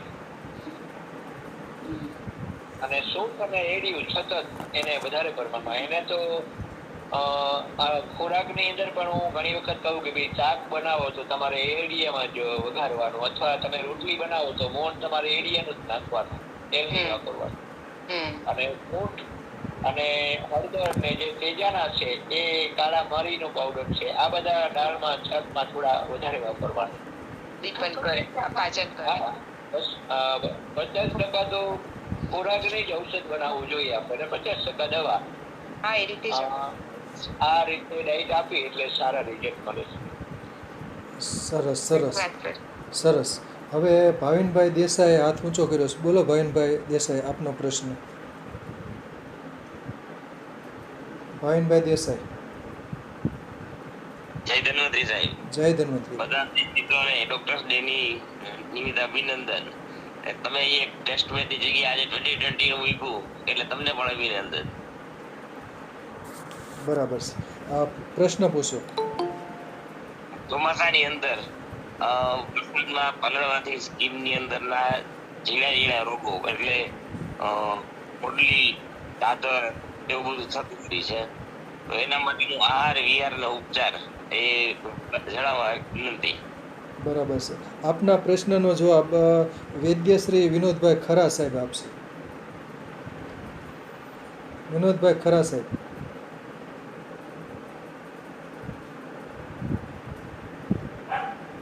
વૈદ્યશ્રી વિનોદભાઈ ખરા સાહેબ. વિનોદભાઈ ખરા. વિનોદભાઈ ખરા અનમ્યુટ નથી થતા, તો ડૉક્ટર કિશોરભાઈ બલદાણિયા સાહેબને વિનંતી કે ભાવિનભાઈના પ્રશ્નનો જવાબ આપે. બલદાણિયા સાહેબ છે હાજર? એ પણ નથી, તો ડૉક્ટર બાબુભાઈ નાકરાણી સાહેબ જવાબ આપશે. નમસ્કાર. પ્રશ્ન એવો છે કે ચોમાસામાં ભેજવાળા વાતાવરણમાં પાળવાના નિયમો અને ચામડીમાં થતા ઇન્ફેક્શનો અને ચામડીમાં થતા રોગો, એના ઉપાયો. પેલા તો આપણે અત્યારે જે અનુભવ કર્યો, ઉનાળામાં ભયંકર ગરમી, પિત્તનો સંચય, વાયુનો સંચય જેના પરિણામે શરીરની અંદર જેવો વરસાદ પડે, ઠંડુ વાતાવરણ થાય એટલે અંદરના ભાગમાં અણુએ અણુ શરીરના કોષે કોષની અંદર એક પ્રકારનું મૂવમેન્ટ ચાલુ થાય કે જેમાં વાયુ વિકૃતિ પામે. વાયુનો સ્રોતોરોધ હોય તો વાયુ કોઈને કોઈ રૂપમાં પોતાના રોગો ઉત્પન્ન કરે, અને સાથે પિત્તનો પણ સંચય થયેલો હોય તો વાયુ પિત્ત બંનેના પણ રોગો થાય. અત્યારે આપણી આજુબાજુમાં સામાન્ય રીતે ઉલટી ઝાડાના રોગો ચાલુ થઈ જ ગયા છે. અત્યારે જ્યાં 2-3 દિવસથી વરસાદ છે તો 2-4 દિવસમાં જ એના પરચા મળી ગયા છે. અને સાથે સાથે આ પિત્ત અને વાયુનું સ્રોતોદૃષ્ટિને કારણે, સ્રોતોદૃષ્ટિ એટલે યોગ્ય જગ્યાએ પિત્ત કે વાયુ બહાર નીકળવા જોઈએ, ન નીકળી શકે, એના પરિણામે શરીરની અંદર વિવિધ પ્રકારના રોગો ઉત્પન્ન થાય, અને જેને આપણે કહીએ છીએ ચોમાસાના રોગો. તો આ રોગો ઉત્પન્ન થાય એમાં ઝાડા ઉલટી, ચામડીના રોગો, કમળો, પછી ગેસ, અપચો, આ બધા એના છે પેલા કારણો છે. વાયુ વધવાને કારણે આપણો અગ્નિ અનિયમિત થાય છે. તો અગ્નિ ઉપર પણ આપણે દરેક રોગની અંદર અગ્નિને તો જાળવવાનું, એની પર બહુ વાતો નહીં કરીને આપણે દરેક વેબિનારમાં સમજીએ છીએ કે અગ્નિ મંદ હોય કે અજીર્ણ હોય તેને સમ રાખવા માટે યોગ્ય લઘુ આહાર કે ઉપવાસ કે એવું કરવું, અને વાયુનું અનુલોમન કરવું, હળવો વિરેચન લેવાનો, એરંડિયા તેલથી છે, હરડેને સૂટથી છે કે હરડેને એરંડિયા તેલથી છે, એવી રીતે કરવાનું. ખાસ તો જે ખોડલી કે ખજવાળ એવું શરીરમાં થાય છે એમાં 2 કારણ છે. એક તો અંદર ગરમી છે, વાયુ દુષ્ટ છે, અને બહારના ભાગમાં ભેજવાળું વાતાવરણ છે, એટલે ફંગસ થવાના ચાન્સ બહુ વધી જાય છે. અને ફંગસ એક પ્રકારની ફૂગ છે, અને ફૂગ માટે સામાન્ય રીતે સરસિયું તેલ છે. સરસિયા તેલની અંદર મેન્થોલ કે કપૂર નાખો, અને સરસિયા તેલની અંદર માની લો કે લીંબોળીનું તેલ કે એવું ઉમેરી, કરંજ તેલ એવું ઉમેરી, એ પણ એમાં ઉપયોગી છે. ત્યાર પછી ચૂનાનું પાણી લગાવીએ લાંબો સમય સુધી, એ પણ એમાં ઉપયોગી છે. ત્યાર પછી કોપરેલ તેલને વચ્ચા એટલે ઘોડાવજની સાથે લીંબની અંદર સિદ્ધ કરીએ, એ પણ ઉપયોગી છે. તો આ બધા ફંગસની અંદર ઉપયોગી છે. ઉનાળામાં બીજું 2 પગના આંગળાની વચ્ચેની જે તાળા છે, ગાળા સડવા અને ફાટવા, એ પણ એક પ્રકારની ફુગસ છે. એમાં પણ આ જ ઉપાય કરી શકાય. વિશેષ કરીને સતધોત ઘૃત એમાં લગાડવાનું. તો આ બધા ચામડીના રોગમાં સતધોત ઘૃતની સાથે આ સિદ્ધ કરેલા તેલ અને એને વાપરવાના છે. બીજી વાત એવી રહી કે ચોમાસાના રોગો, ઉત્પન્ન થતા રોગો અને એના ઉપચારો. ચોમાસાની અંદર વાયુ વિશેષ કરી અને વૃદ્ધિ પામે છે, કોપાયમાન થાય છે. એવું વૃદ્ધિ નહીં પણ કોપાયમાન થાય એવો શબ્દ વાપરી શકાય. અને જેવી રીતે કોપાયમાન થયેલો સાંઢ હોય, કોપાયમાન થયેલો હાથી હોય કે કોપાયમાન થયેલો ઘોડો હોય, એને વશ કરવો મુશ્કેલ છે. તો એને તો કદાચ વશ કરી શકાય, પણ શરીરમાં રહેલો કોપાયમાન થયેલો વાયુ એને વશ કરવો અઘરો છે. એ વશ કરવા માટે જે વર્ષા ઋતુમાં બતાવેલા નિયમો પાળવાના, વધારે પડતા વરસાદનું સેવન નહીં કરવાનું, ઠંડુ પાણી નહીં પીવાનું, ઉકાળેલું ગરમ જ પાણી પીવાનું, અગ્નિને મંદ રાખવાનો, લઘુ આહાર ખાવાના, લીલા શાકભાજીનું સેવન ઓછું કરવાનું, અને કઠોળને તલના તેલની અંદર વઘાર રાઈ મેથીનો કરી અને એનું સેવન કરવાનું. આવા ઉપાયોથી વાયુનું અનુલોમન થશે, વાયુ પ્રકોપ નહીં થાય અને સ્ત્રોતો શુદ્ધ થાય. એટલે વર્ષા ઋતુને કારણે થતા જે રોગો છે એ રોગો ન થાય. જૈન લોકો અને બીજા ધર્મના ઘણા બધા લોકો છે કે જે વર્ષા ઋતુની અંદર પોતાનું પરિભ્રમણ અટકાવી અને એક જગ્યાએ સાધના કરે છે. એનો હેતુ એવો છે કે વર્ષા ઋતુની અંદર વરસાદનું અતિ સેવન નહીં કરવાનું, વરસાદની અંદર ખુલ્લા પગથી જમીન ઉપર ચાલવાનું નહીં, અને શરીરને મધ્યમ સ્તર વ્યાયામ આપી અને શરીરને સાચવવું. આ બધા ઉપાયો એવા છે કે જેમાં આપણે નિરોગી રહી શકીએ. સાથે સાથે આપણે અગાઉ જ વાત થઈ એવી ઇન્વાસ્ટક ચૂર્ણ ને એ બધી સેવન કરી શકાય. જય ધન્વંતરી. જય ધન્વંતરી. આભાર, સરસ જાણકારી આપી. હવે શ્રી સંજયભાઈ ત્રિવેદી સાહેબને વિનંતી કે તેઓ પોતાનો પ્રશ્ન રજૂ કરે. સંજયભાઈ ત્રિવેદી સાહેબ. સંજયભાઈ ત્રિવેદી સાહેબ. નમસ્કાર સાહેબ. નમસ્કાર. નમસ્કાર. પૂછો પ્રશ્ન. એક તો પ્રશ્ન એ હતો કે અજીર્ણ અને કબજિયાત એટલે ઇનડાઇજેશન અને કોન્સ્ટિપેશન આમાં બહુ કન્ફ્યુઝન થતું હોય છે, તો એ કેવી રીતે સમજી શકીએ કયા લક્ષણ ઉપરથી કે આ ઇનડાઇજેશન છે અને આ કોન્સ્ટિપેશન? બરાબર છે. આપના સવાલનો જવાબ વૈદ્ય શ્રી વિનોદભાઈ ઠક્કર સાહેબ આપશે. ઠક્કર સાહેબ. બહુ માર્મિક સવાલ ત્રિવેદી સાહેબે કર્યો. હવે અજીર્ણના પ્રકારોમાં 4 પ્રકાર આપણે ઘણીવાર ચર્ચામાં લેવાઈ ગયું છે.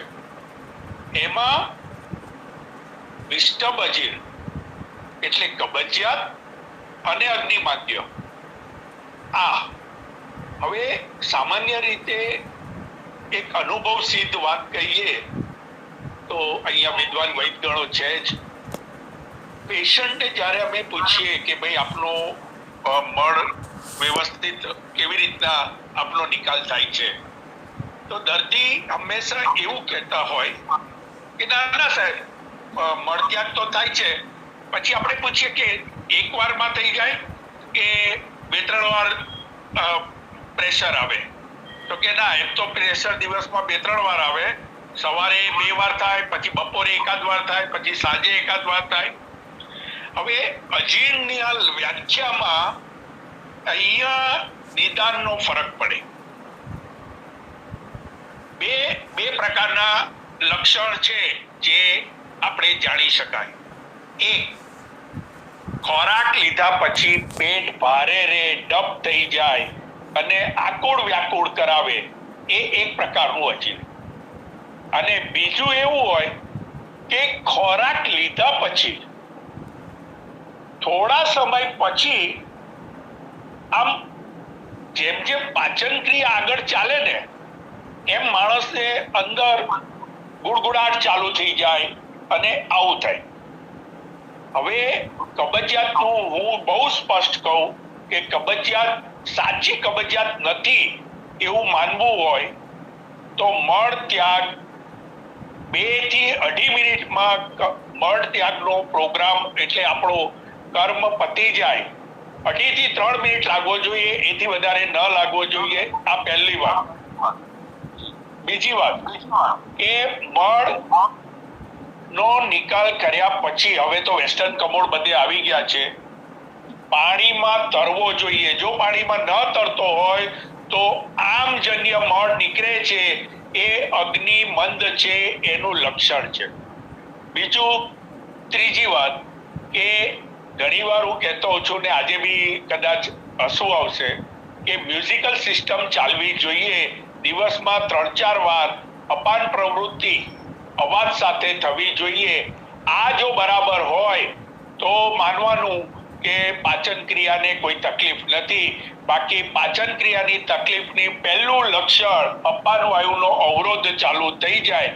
આ રીતે જોવું પડે. અને અજીર્ણ અને વિબંધ એટલે કબજિયાતની જે મેં વ્યાખ્યા કરી કે મળ 3 મિનિટમાં ખુલાસો થવો જોઈએ, ઇન્સ્ટોલમેન્ટમાં ન થવો જોઈએ અને વ્યવસ્થિત રીતે આપણા ખોરાકના 3જા ભાગ જેટલો મળ નીકળવો જોઈએ તો જ સમ્યક આપણું શરીર ચાલે છે એવું માનવું પડે. અસ્તુ. સરસ. આભાર. સરસ. હવે દીપકભાઈ ગોસ્વામી સાહેબને વિનંતી કે પ્રશ્ન પૂછે. દીપકભાઈ ગોસ્વામી. હાજી સાહેબ નમસ્કાર. જય ધન્વંતરી. આપ સર્વે વૈદ્યજનોને, ડોક્ટરોને આજના વિશેષ દિવસે આપનો દિવસ છે, આપના આશીર્વાદ રૂપે સરસ મજાનું માર્ગદર્શન આપ આપી રહ્યા છો. આપને કોટી કોટી વંદન. અને સાથે પ્રશ્ન કે વર્તમાન સમયમાં ખાસ કરીને બહેનોને એક પીસીઓડીનો પ્રશ્ન બહુ સતાવે છે અને થાઇરોઇડ. હવે આને આ જે રોગ છે એને આપણા આયુર્વેદમાં કયા નામથી ઓળખે? થાઇરોઇડને અને પીસીઓડીને, અને એના માટે સાવચેતી શું, અને અને એના માટે સારવાર માટે કઈ ઔષધો છે? પીસીઓડી માટે શું છે અને થાઇરોઇડ માટે? બરાબર. તો એ આપ જણાવવા. આપના પ્રશ્નનો જવાબ વૈદ્ય સરોજબેન દેસાઈ આપશે. સરોજબેન દેસાઈ.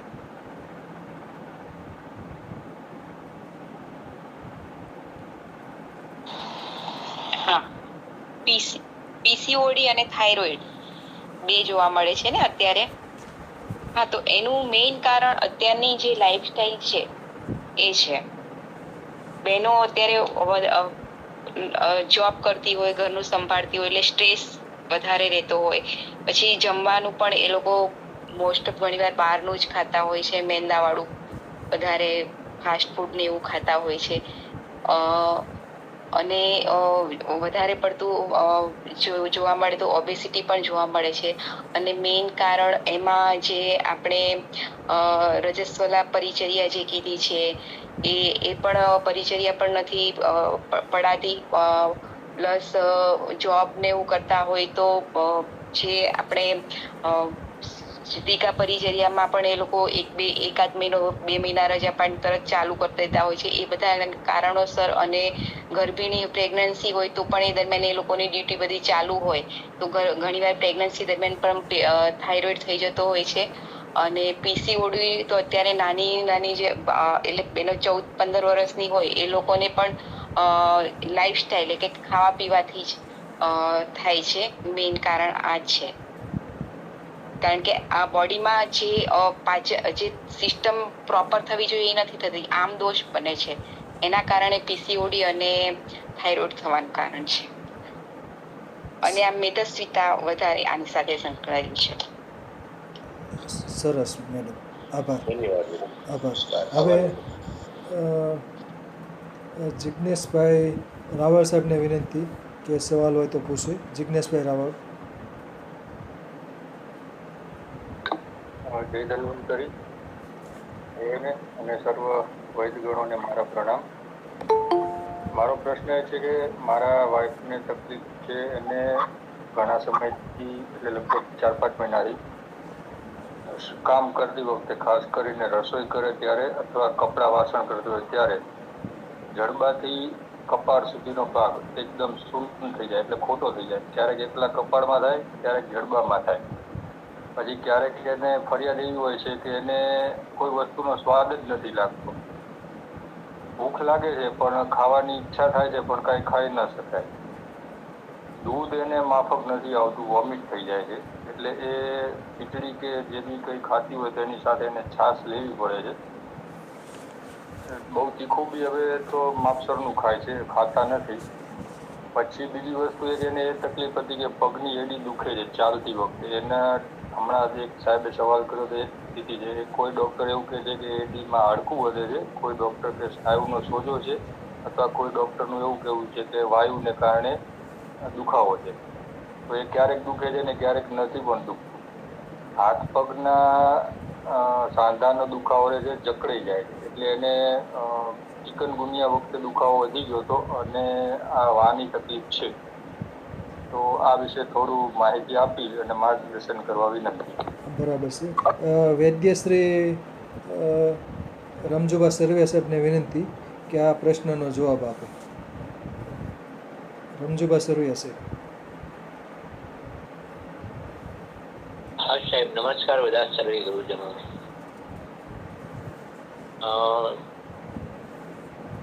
ઘણા ફોલ્ડ સાહેબે બતાવ્યા છે એક પછી એક, પણ મોડે તો જે મોઢાનો ભાગ ચલાઈ જાય એમ કીધું, ખોટો પડી જાય તો એ એક વાયુનો પ્રકોપ જ છે. અને દુખાવો થાય છે તો એ પણ એક વાયુને હિસાબે છે. અને ખાસ આવા કેસમાં તો એની હિસ્ટ્રી બધી જાણવી પડે ને જોવી પડે. બોડી પ્રકૃતિ કઈ છે, એનું વજન કેવું છે, તો જ આટલા બધા પ્રશ્નોની અંદર પરફેક્ટ રિઝલ્ટ આવી શકે. પણ ખાસ એમને વાયુ કરે એવા ખોરાક ન આપવા જોઈએ અને એનું પાચન તંત્ર સુધારવું જોઈએ. કબજિયાત બિલકુલ ન થવા દેવી જોઈએ અને ખાસ આવા કેસમાં એની તાસીર પ્રવૃત્તિ જોયા પછી ખાસ કહી શકે એવો મારો મત છે. અને શક્ય હોય તો સલાહ આપીશ. મારા વોટ્સએપ ઉપર એક અડધો ને એક આખો ફોટો મૂકશો તો હું જોઈ અને વાત કરી અને સલાહ સૂચન આપીશ કાલે દિવસના ગમે ત્યારે. જી કોઈ હોય તો બીજા કહી શકે એના વિશે. બસ સરસ સરસ આભાર.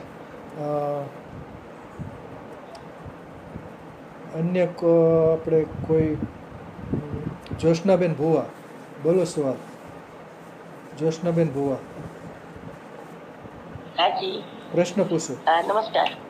હા હવે અમે અહીંયા રહીએ છીએ ને ત્યાં સામેવાળો એક જુવાન છોકરો છે, સિંધી લોકો છે. તો એ છોકરો કાચ ફોડી નાખે ને એટલા બધા તોફાન કરે, ગમે તેને છૂટા હાથે મારે.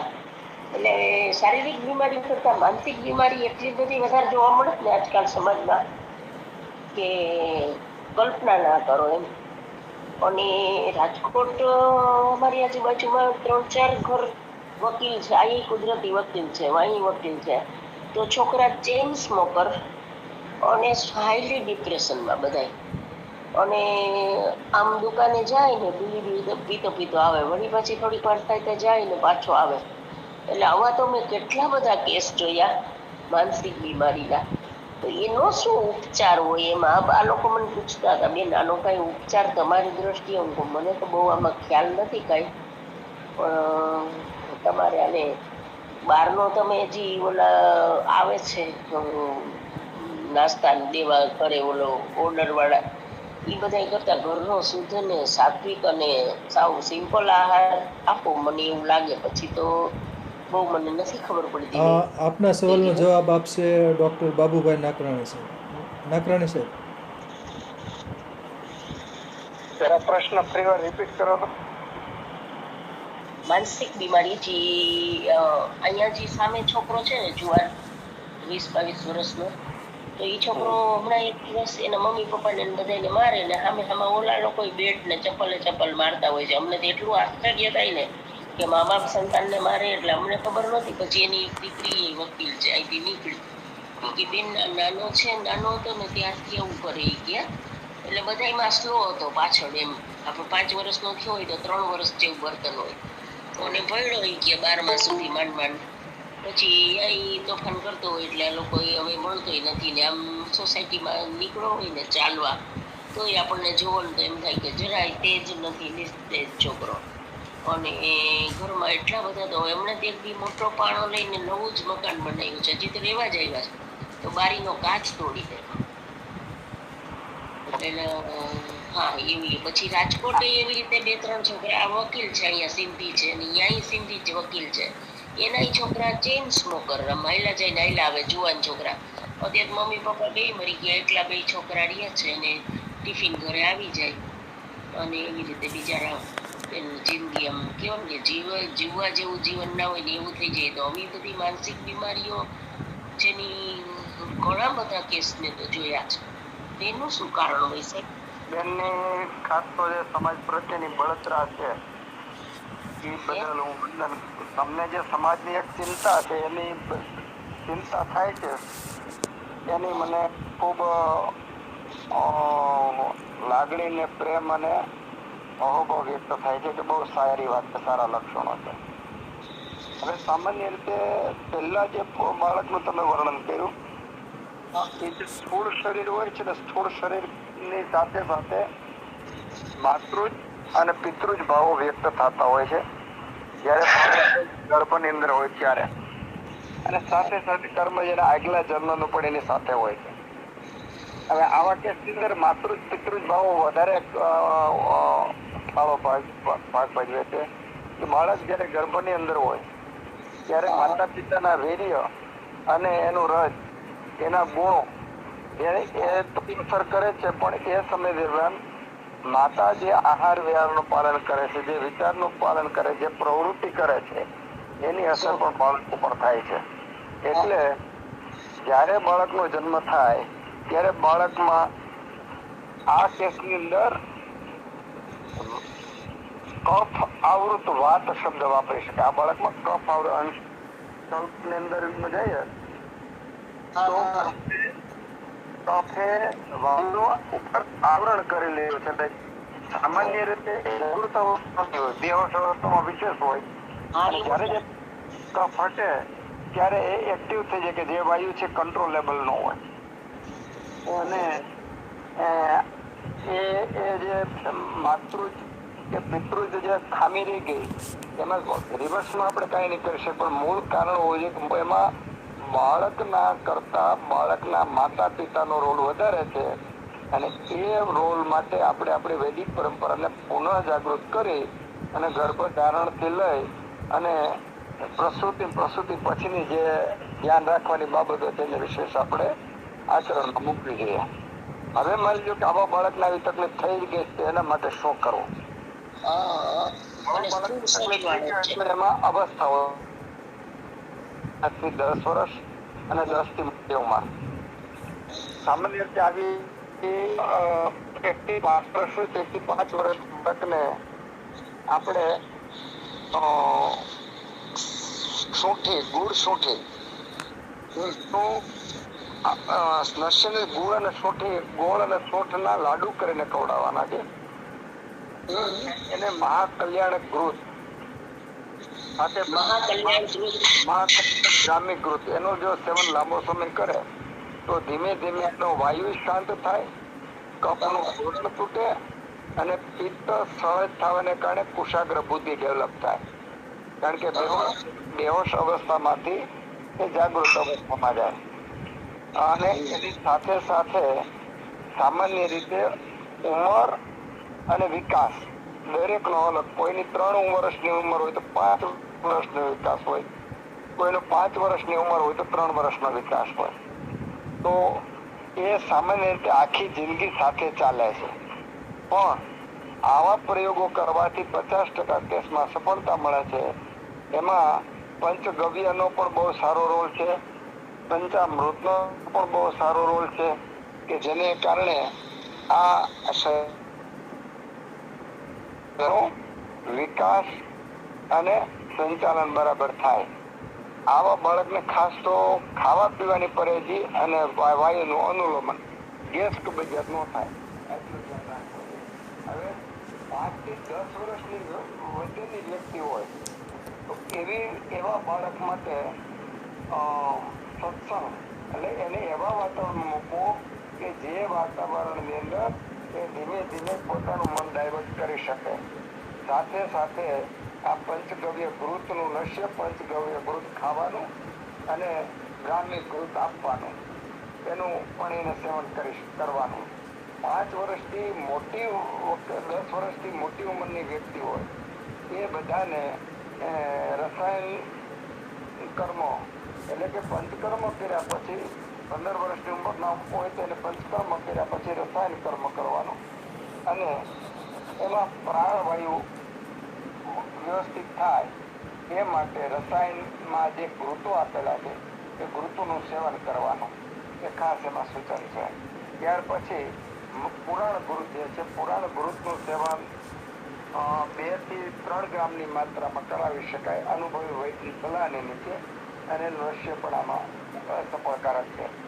આ બધાની અંદર સત્સંગ, સારું વાતાવરણ, નિયમિત જીવન, પાચન બરાબર છે એટલે કે અગ્નિ બરાબરી અને વાયુનું અનુલોમન, દિનચર્યા, આ બધું વધારે મહત્વનું છે. તો આમાં પરિણામ મળે.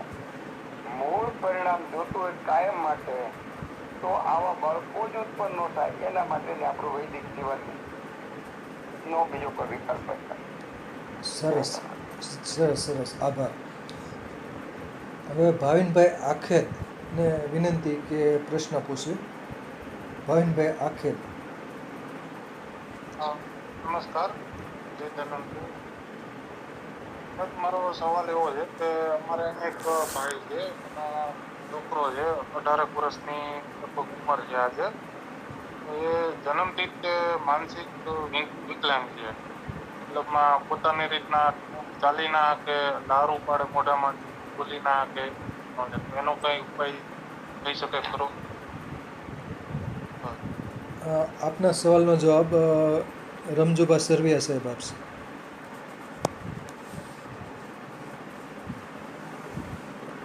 સરવિયા સાહેબ. હા સાહેબ, નમસ્કાર. હવે ભાવિનભાઈનો જે પ્રશ્ન છે એમાં મારા ખ્યાલથી તો શક્યતા બહુ ઓછી, કારણ કે ઘણા બાળકો જે જન્મથી જ હોય છે, જેનેટિક પ્રોબ્લેમ હોય છે, ગર્ભની કોઈ પણ ખામીના હિસાબે આવા મંદબુદ્ધિ, એ 5 વર્ષ સુધી મોડું હાલવા શીખે છે એવું બાળક, અને હાથે પણ ખાવાય પણ ખાઈ ન શકે, એને ખવડાવવું પડે, અને માથું ભટકાયા કરે, માથું હલાવ્યા કરે, મોઢામાંથી લાળ પડ્યા કરે, આ રીતનો એને જન્મથી જ હોય છે. તો એ જેનેટિક પ્રોબ્લેમ છે, અને આયુર્વેદ ઉપચારથી થોડું ઘણું રાહત થાય, આગળ ન વધે કંટ્રોલ, પણ મટવાની શક્યતા મારા ખ્યાલથી મને બહુ ઓછી લાગે છે. આવો મારો પછી કાંઈ હોય તો જન્મ પછી થયું હોય તો આપણે એના ઉપર વિશ્વાસ કરી શકીએ કે આપણે મટાડી શકીએ, પણ એ ગર્ભથી જ થતું હોય છે. ગાંડપણ કેવું કે માથા પટકાવ કેવું કે એકદમ શાંત જે સ્વભાવે, કોઈ બીજી કોઈ મતલબમાં ઇન્સ્યોરન્સ જેવું કેવું કઈ નહીં, એને પીવડાવવું પડે, પણ છે જન્મથી જ છે, અને કરોડરજ્જુમાં એ કંઈક પ્રોબ્લેમ છે એવું મને કીધું હતું. હા, પણ 18 વર્ષની ઉંમર છે તો ખવડાવવું પડે છે ને હાથેથી. હા સાહેબ, ખવડાવવું પડે. હા, બસ તો એ આ જ રીતનું બાળક હોય છે. એમાં ઘણા બાળક એવા મેં જોયા છે, પણ એમાં નથી રિઝલ્ટ મળતા. બરાબર. અને હાલવા પણ મોડું શીખે એ બાળક, શરીરનું બેલેન્સ નથી હોતું, હાલવા જાય તો પડી જાય, આવું બધું છે. આજની ડેટમાં ટેપો લઈને ચાલે, હાલવું હોય ને એને ટેપો લઈને હાલે, પગલાનો ચાલી વસ્તુ ને એવી રીતના હાલી શકે. એ એક જાતનો એનો બ્રેન પ્રોબ્લેમ જ, મગજનો વિકાસ જ એને ઓછો હોય, ગર્ભથી જ છે. મને એવું જ કીધું, મગજનો વિકાસ કીધું ને કરોડરજ્જુ. હા, બરાબર છે. નાના મગજની ખામી, અને ગર્ભનો જો એક જાતની ખોટ કહેવાય, એટલે એમાં ગમે એટલા પૈસા અને સમય વ્યર્થ થશે છતાં ઘરગથ્થુ ઉપચાર અને એના દોષ ઉપર ખાસ ધ્યાન દઈ અને એને શું ખવડાવવું જોઈએ અને શું ખાવા ન દેવું જોઈએ, આ ખાસ ધ્યાન રાખવા જેવું ખરું. પણ એની પ્રકૃતિ ઉપર ખાસ ડિબેટ કરવું જોઈએ, એની તાસીર કઈ છે, તો એની તાસીરની વિરુદ્ધ ખોરાક આપવા જોઈએ. દાખલા તરીકે કફની તાસીર હોય, કફ પ્રકોપ હોય તો કફ કરે એવા ખોરાક ન દેવા જોઈએ, વાયુ હોય તો વાયુ કરે એવા ખોરાક ન દેવા જોઈએ, એના શરીરમાં પિત્ત કુપિત હોય તો પિત્ત કરે એવા ખોરાક ન દેવા જોઈએ. આના ઉપર કંટ્રોલ કરી શકાય. બરાબર. બાકી બધું શક્ય છે. બરાબર, સરસ સરસ, આભાર. હવે અશોકભાઈ જાની સાહેબ કંઈ સવાલ હોય તો. અશોકભાઈ જાની સાહેબ. ભરતગીરી ગોસાઈ સાહેબ. હા બોલો જાની સાહેબ. નમસ્તે. નમસ્તે નમસ્તે, બોલો. મારો પ્રશ્ન છે કે એડીના ભાગમાં વારંવાર શું ઓલું કે ઓલું છે એ છે એને શું કે છે? દુખાવો. ના, દુખાવાનું ઓલું ખીલ જેવું નીકળતું હોય વારંવાર. હાડકું વધે છે. કપાસી વારંવાર કપાસી થતી હોય. હા. એ થવાનું કારણ શું અને એના માટેના ઉપાયો? આપના પ્રશ્નનો જવાબ નાકરાણી સાહેબ આપશે, ડૉક્ટર બાબુભાઈ નાકરાણી સાહેબ.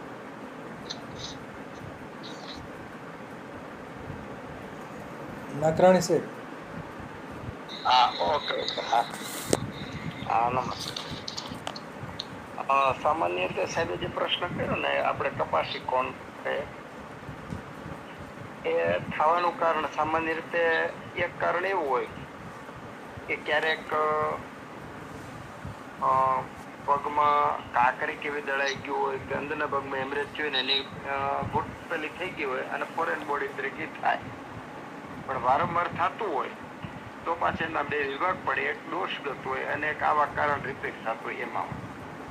હવે આવું કાંકરી કે એ દળાવાથી થતું હોય એને અલગ રાખી અને દોષગત થતું એની ચર્ચા કરીએ. કાંકરીગત થતું હોય તો એને આપણે ઉપાય બધાના એક જ સરખા છે પણ અલગથી કહી રહ્યો કે દોષગત થતું હોય તો દોષગત થવાનું કારણ સામાન્ય રીતે ચરક સંહિતાની અંદર જે કીધું છે કે એમાં વાયુ દૂષિત થઈ અને કફની સાથે ભળી અને એ ચામડીની અંદર આશ્રય પામે છે અને આશ્રય પામી અને આ પ્રકારનું એક ઉત્પન્ન કરે છે અને એના પરિણામે જ્યારે એની પર દબાણ આવે ત્યારે એ દુખે, દબાણ નહીં દુખે. એના પાછા બે કારણ આપણે જોઈ શકીએ કે ઘણા એને ખોતરી અને પેલું કરી નાખે ટેમ્પરરી હારો ફરી વાર પાછું થાય છે. એમાં સુપરફિશિયલ એટલે કે ઉપર હોય અને ઊંડું હોતી હોય. ઉપર હોય તો કોન્પ્લાસ્ટ નામની એક પટ્ટી આવે છે એની અંદર એસિડ હોય એ લગાવે તો ઉપરનો જે માંસનો ભાગ છે એની અંદર ઓછું થઈ અને એના આજુબાજુના જે એ નીકળી જાય છે અને એ સારી થઈ જાય છે.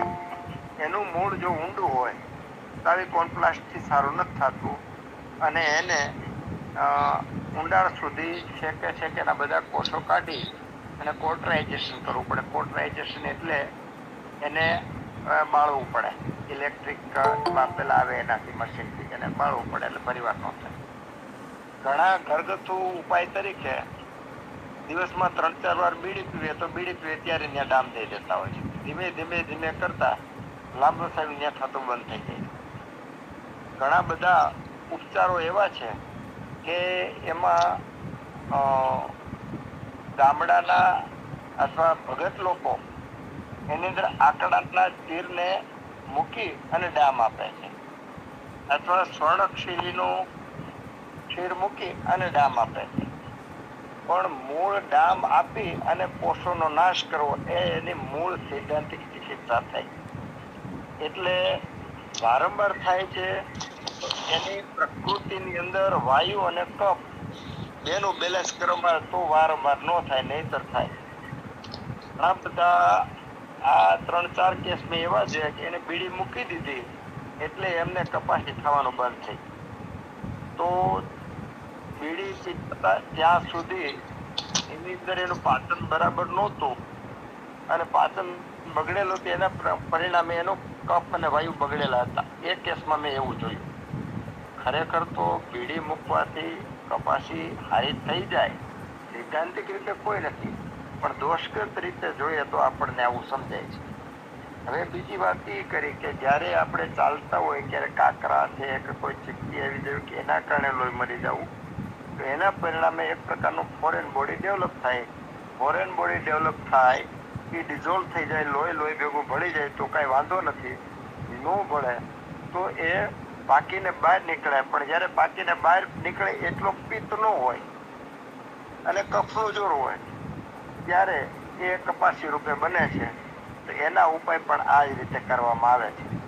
અને બીજું ક્ષાર કર્મ કે માની જો કે અપામાર્ગનો ક્ષાર અને તલસરાનો ક્ષાર બે મિક્સ કરી અને એને લગાવવામાં આવે 100 માત્રા સુધી અને ફરીવાર પાછું કાઢી નાખવામાં આવે. તો આ રીતનું કરવાથી પણ વારંવાર કરવું પડે 5-6 વખત કે 10 વખત તો પણ કોઈ કેસમાં એને સારું થઈ જતું હોય છે. સારી ચિકિત્સા પણ છે એમાં અને બાકી કેવી એ રીતે દોષ ચિકિત્સા. આ જવાબમાં કદાચ કોઈ બીજા વૈદ્ય મિત્રોને નાનું વધારે ઉમેરો કરે તો એમાં મને પણ જાણવા મળશે. બરાબર, સરસ. હવે ચંદ્રશેખર અને બીજો ક્ષાર કયો કીધો? અપામાર્ગનો ક્ષાર અને બીજો ક્ષાર કયો કીધો? તલસરા આપણે તલના બાળી નાખીએ ને એનો ક્ષાર બને. ભૂકી એને ક્ષાર કહેવાય. ભૂકી થાય તલના તલહરા બાંધી જે રાખ હોય ને રાખમાંથી ક્ષાર બનાવે. એક બને હજી પછી બને.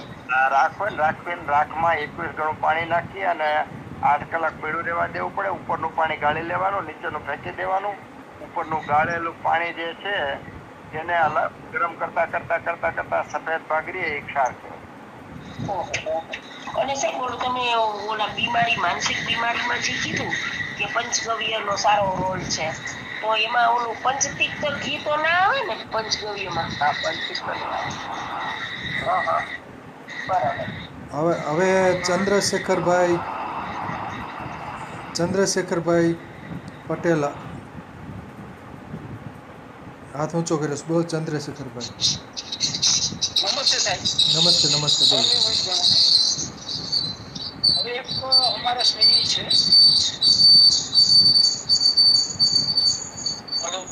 હા, તમારા અવાજમાં પ્રોબ્લેમ છે. જયશ્રીબેનમાંથી બોલો તમે. જયશ્રીબેનમાંથી બોલો. હા, અવાજમાં પ્રોબ્લેમ છે. આવે છે હવે આવ્યો બરાબર. હા, બોલો. હવે એક મારા સ્નેહી છે, એમને આંખની તકલીફ છે અને બ્લર વિઝન થઈ જાય છે ને અત્યારે હાલમાં ઘણા દવાખાના એમણે ફરી લીધા કે બેંગ્લોર લગી જઈ આવ્યા. હવે એ લોકોએ નિદાન એવું કર્યું છે કે રેટિનાની ઉપર સોજો આવી જાય છે, ઇન્ટરનલ હેમરેજ થઈ જતું હોય, કદાચ એવું શક્ય હોય તો એમના પાસે છેલ્લી દવા એક ઇન્જેક્શન છે, એફિબ્રેસેપ ઇન્જેક્શન આવે છે કાંઈ 40 mg નું, અને 3 મહિને લગભગ એની પ્રાઇસ છે 40 ml ની 60,000 રૂપિયા. એ દેવરાવવું પડે છે, એના સિવાય બીજો કોઈ ઉપાય છે. મેં એમ તો જીવનથી દોડીને એ બધી અમુક વસ્તુ ચાલુ કરાવી હતી, મમીરાનું અંજન ને બધું, પણ એનાથી બહુ કાંઈ એટલું બધું થોડો ઘણો રાહત રહી, પણ એ ડ્યુરેશન લંબાતું નથી. તો એના માટે કોઈ વૈદગણ જો પ્રકાશ પાડે એના માટે આપણે એક વેબિનાર પણ આંખના માટે રાખ્યો હતો. આપણે મુદ્રાના, એમનું નામ શું છે? હેમાંગ શાહ. હા, હેમાંગ શાહ. એમને મુલાકાત લઈ આવો મુદ્રામાં. કચ્છભાઈ મુદ્રા છે ને ભુજ, એમની મુલાકાત લઈ આવો. એ બધો આંખના રોગોની સારવાર એ કરે છે.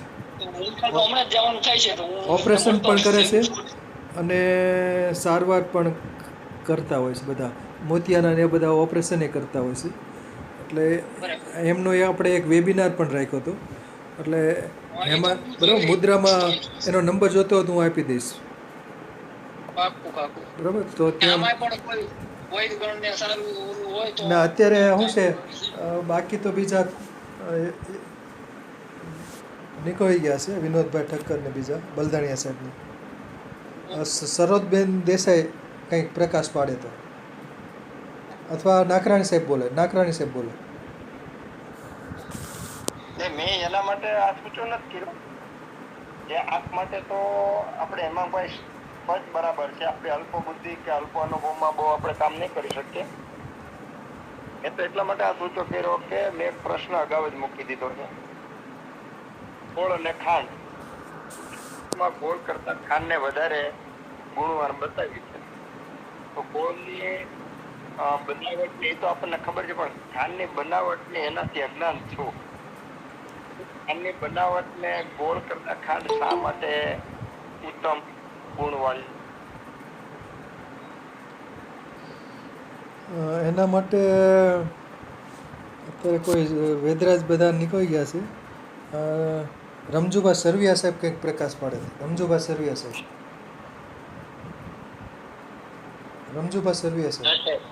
ના સાહેબ, એના વિશે તો ખાસ ન કહી શકું. સાહેબે શું કીધું? ખાંડ ઉત્તમ ગોળ કરતા એમ? હા, બરાબર. પણ ખરેખર તો ખાંડ ઉત્તમ હોય જ નહીં ગોળ કરતા. મારા ખ્યાલથી ગોળ જ ઉત્તમ હોય. એના રેફરન્સ મોકલીશ હું તમને. હા, ગોળને તો આપણે કીધું છે ને, વધુ મહત્વ આપ્યું છે ગોળને. જે ગોળ તો મહત્વ છે જ, ઉત્તમ છે જ, પણ ગોળ કરતા ખાંડ વધારે અસર ઉત્તમ કીધેલી રેફરન્સ છે જ. બરાબર છે. સાહેબ જાણવા મળે. હમણાં 2 મિનિટ. ભરતગીરી ગોસાઈ. હા શું ખાંડમાં તો સલ્ફર હોય ને સાહેબ, સલ્ફર નુકસાન ન કરે. ભરતગીરી ગોસાઈ. પેલા કઈ રીતે ખાંડ બનાવતા કેમ ખબર પડે? ભરતગીરી ગોસાઈ. એ સાચું, બરાબર છે. ભરતગીરી ગોસાઈ. એમ તો ઓલી તાળની કેવી south. Bharatgiri Gosai.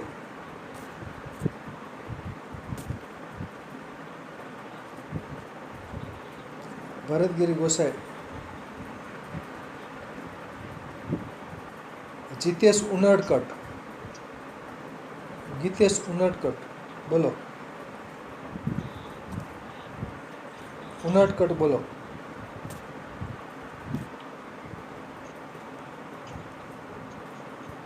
Jitesh Unadkat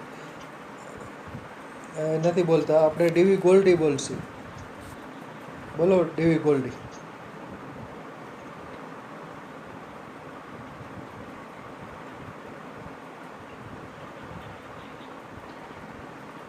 ડીવી goldy. ડીવી goldy બોલો. અષ્ટાંગ હૃદયનો 5મો અધ્યાય એ રેફરન્સ મોકલો છો. બરાબર છે. ડીવી ગોલ્ડી.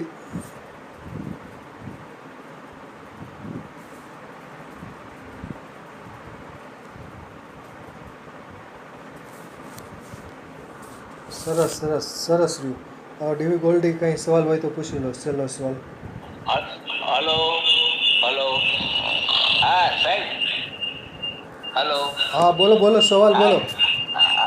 હા સાહેબ, મારે છે ને ઘણા ટાઈમથી સવારે ઉઠું એક સાથે છે ને 8-10-15 છીકો આવી જાય અને પછી આખા દિવસમાં નથી આવતી, પણ સવાર તો આ પ્રોબ્લેમ ચાલુ થઈ ગયો છે છેલ્લા લગભગ 1-1.5 વર્ષ ત્યાં છે. આમ મારો આમ તો શરદીનો કોઠો છે, એટલે 365 દિવસ શરદી હોય છે, પણ આ સાહેબ છીકને કારણે બહુ જ થાક લાગી જાય, કારણ કે કુતરા ઉપર ઘણી આવી જાય છે ને ખ્યાલ નથી આવતો. નાકરાણી સાહેબ જવાબ આપશે. બોલો નાકરાણી સાહેબ. હા નમસ્તે. પેલા બપોરે સુવાનું બંધ કરી દો, રાત્રે જમવાનું. બપોરે સુવાનું બંધ કરી દો, રાત્રે જમવાનું બંધ કરી દો. રાત્રે જમવું હોય તો શેકેલી વસ્તુ જમવાની. માની લો કે શેકેલે મકાઈ છે, પોપકોર્ન છે કે એવું ખાવાનું, અને સવારે ઉઠીને ગરમ પાણી પીવાનું. 7 દિવસ પ્રયોગ કરો, આમાં ફેર પડશે. ન ફેર પડે તો પછી આગળ જોઈશું.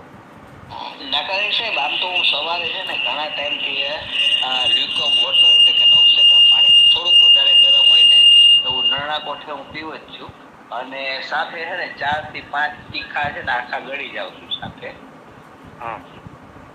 પણ ત્યાર પછી સાહેબ બ્રશ કરું અથવા તો જે મોટું જો એવું કઈ થાય અથવા તો વગર બ્રશ તો એ પણ સવારે ઉઠ્યા પછી છે ને આ એક પ્રોબ્લેમ છે. છેલ્લા 1.5-2 વર્ષ થયા છે. આમ તો 1 મિનિટ. દિવસે સુવો છો? શું કહ્યું સાહેબ? બપોરે સુવો છો દિવસે? ના સાહેબ, બપોરે સુવાનું નથી હોતું મારે, કારણ કે સર્વિસનો પ્રકાર એવા પ્રકારનો છે ને એટલા માટે. ઓકે, બહુ સરસ. હા તો 3 ટાઈમ જમતો હોય તો 1 ટાઈમ કરી નાખો, 2 ટાઈમ જમતો હોય તો 1 ટાઈમ જમવાનું કરી નાખો. મૂળ પાચન સુધારવાનો છે ને કફને ઘટાડવાનો છે. હા પણ સાહેબ, કફ તો મને હાવ બચપણથી છે. વચ્ચે મેં ઘણા વર્ષ પહેલા આયુર્વેદની કરેલું હતું અને એલોપેથી કરેલું હતું, ખ્યાલ નથી આવતો એટલે કેમ આવું થાય છે ઘણા ટાઈમથી. તમને પેટમાં બળતરા એસિડિટી નથી ને? ના સાહેબ, એસિડિટી નથી, મારો કફનો જ કોઠો છે આમ જોવા જાવ તો. 7 દિવસ ખાલી મગ ને મગનું પાણી પીવો, અને વચ્ચે કઈ તકલીફ પડે તો મને કહેજો ને જરાક. મને આ બધી વાતો કરી અને યાદી આપજો એટલે મને યાદ આવી જાય. ચોક્કસ સાહેબ, ચોક્કસ. આભાર સાહેબ. કરો છો બરાબર છે. આમાં શું હોય કે પેલા રમઝાન આવે પછી ઔષધોનું કામ ચાલશે, દાખલા સૂંઠ ને અંત એવું ચાલુ થાય, અત્યારે જોઈ લેજો. વધુમાં વધુ 1 મહિનામાં તમને સારું થાય એવું આશા રાખી શકાય. જી સાહેબ, જી. થેન્ક યુ સાહેબ. બરાબર છે, સરસ. હવે ભરતગીરી ગોસાઈ અનમ્યુટ થઈને જવાબ પ્રશ્ન પૂછો. ભરતગીરી ગોસાઈ. હા બોલો. હા બોલો બોલો. હિમોગ્લોબિન ની ઉણપ હોય હા એની અંદર ઘણી ફિંડલા આપે છે ગાજરનો રસ બરોબર હા તો એવા ઉષ્ણ ઔષધો આપવાથી સાહેબ હિમોગ્લોબિન વધે ખરું? હા વધી શકે. એમાં એવું છે દાખલા તરીકે બીટ છે ફિંડલા છે એ બધી રક્ત ધાતુને પૂર્તિ કરે એવી રક્ત ધાતુના ગુણના સમાન ગુણવાળી છે.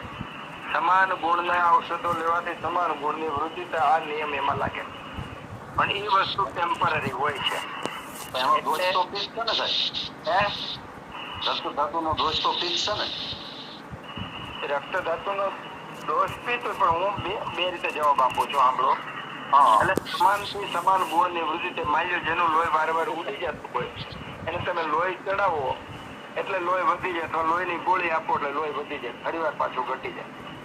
એમ જેને આવ્યું હોય એને આવા ફીંડલા ને એવું આપવાથી લોહી તો વધે પણ ફરીવાર પાછું ઘટી જાય.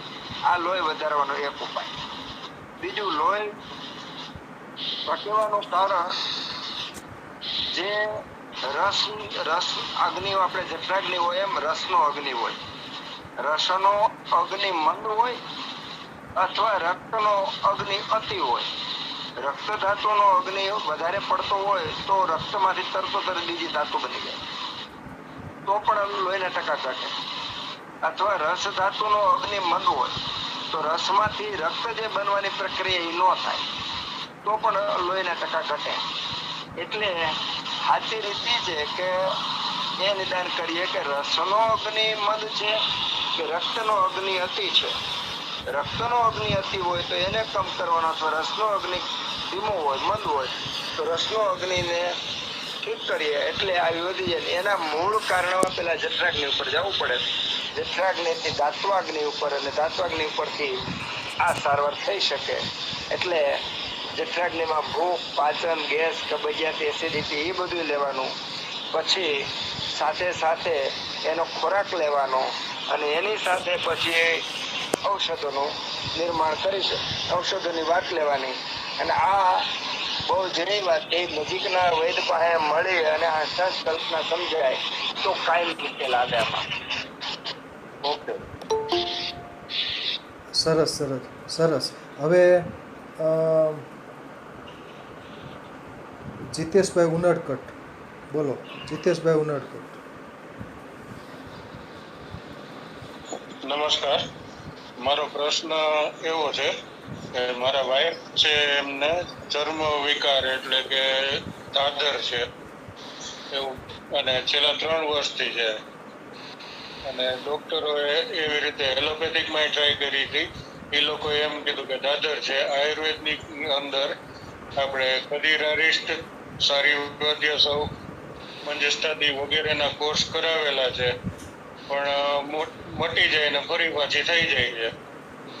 અને અત્યારે હાલમાં છેલ્લા 1 મહિનાથી ગળો લીમડા પાન અને લીંબોળી અને હળદર આ ચૂર્ણ મિક્સ કરીને સવાર સાંજ લે છે તો લગભગ 60 થી 70% જેટલો ફેર દેખાડે છે પણ 100% મટતું નથી. તો એના વિશે કોઈ ઉપાય જણાવવા વિનંતી. હા નાકરાણી સાહેબ. આપણે આની પર લગભગ 3-4 વેબિનાર વાત કરી ચર્મ રોગો પર. આ બધા ચર્મ રોગો ઊંડા હોય એટલે વાયુ પિત્ત કફ રક્ત માંસ આ બધાની અંદર પ્રવેશી ગયા હોય એટલે બીજા રોગોને જેમ તરત મટાડી શકાય નહીં. એટલે તમે કહો છો લાંબા સમયથી જે ધીમે ધીમે એક તો લાંબા સમયે ખબર પડ્યા પછી આપણે પ્રોપર ટ્રીટમેન્ટ ન કરીએ અને પ્રોપર ટ્રીટમેન્ટ કરીએ તો ઘણે આગળ વધી ગયું. એટલા માટે 2 થી 3 વર્ષ આની ટ્રીટમેન્ટ કરો ત્યારે વ્યવસ્થિત થાય. ટ્રીટમેન્ટની અંદર તમે જે કરો તે બરાબર છે. કડવો અને તુરો રસ આની મુખ્ય ચિકિત્સા છે. કડવો અને તુરો રસ. પણ જો વાયુ પ્રકૃતિ હોય ને કડવા તુરા રસનું સેવન વધારે કરે તો કબજિયાતની તકલીફ રહે. તો એના માટે કબજિયાત ન રહે એવા માટે હરડે ને એવા ઔષધ ખાવાના એરંડિયા તેલ સાથેના. તો કબજિયાત રહેવી ન જોઈએ. કડવા તુરા રસનું સેવન કરવાનું. લીમડાનો રસ છે અથવા બાવળનો રસ છે, ખેરનો બાવળનો ઉકાળો, ખેરનો ઉકાળો, એના પાણીથી નાહવાનું, એ પાણીથી માલિશ કરવાનું. આવું લાંબો સમય કરશો તો સારું થશે. બાકી મહિના 2 મહિનામાં મટીને પાછું માની લો કે પિત્તનો સંયોગ હશે તો ગરમીમાં વધશે, વાયુનો સંયોગ હશે તો વર્ષા ઋતુમાં વધશે, કફનો સંયોગ હશે તો શિશિરમાં વધશે. એટલે જે સંયોગ હોય એ પ્રમાણે એ ટ્રીટમેન્ટ કરવી પડે, પણ લાંબો સમય કરવી પડે. અત્યારે જે ટ્રીટમેન્ટ કરીએ છીએ બરાબર કરી રહ્યા છો, નબળાઈ નો આવે, કબજિયાત નો રહે, આમાં ધ્યાન રાખવાનું. બરાબર, સરસ. જી સાહેબ, આ રીતની ટ્રીટમેન્ટ લીધી છે તો અત્યારે જે ચાલુ છે એમાં એને બીજી તકલીફ અત્યારે શરૂ થઈ છે કે એના દિવસે ગરમી બહુ જ થાય છે, દિવસે રાત્રે 2 ટાઈમ, અને ખૂબ પરસેવો વળે છે. એને અત્યારે જે ગરમી થાય છે એ આગળની ગરમીનો સંચય થયેલો છે. જો તમે કીધી એમાં ગરમ વસ્તુ કોઈ તમે આપતા નથી, તો એ વસ્તુને કારણે ગરમી નથી થઈ.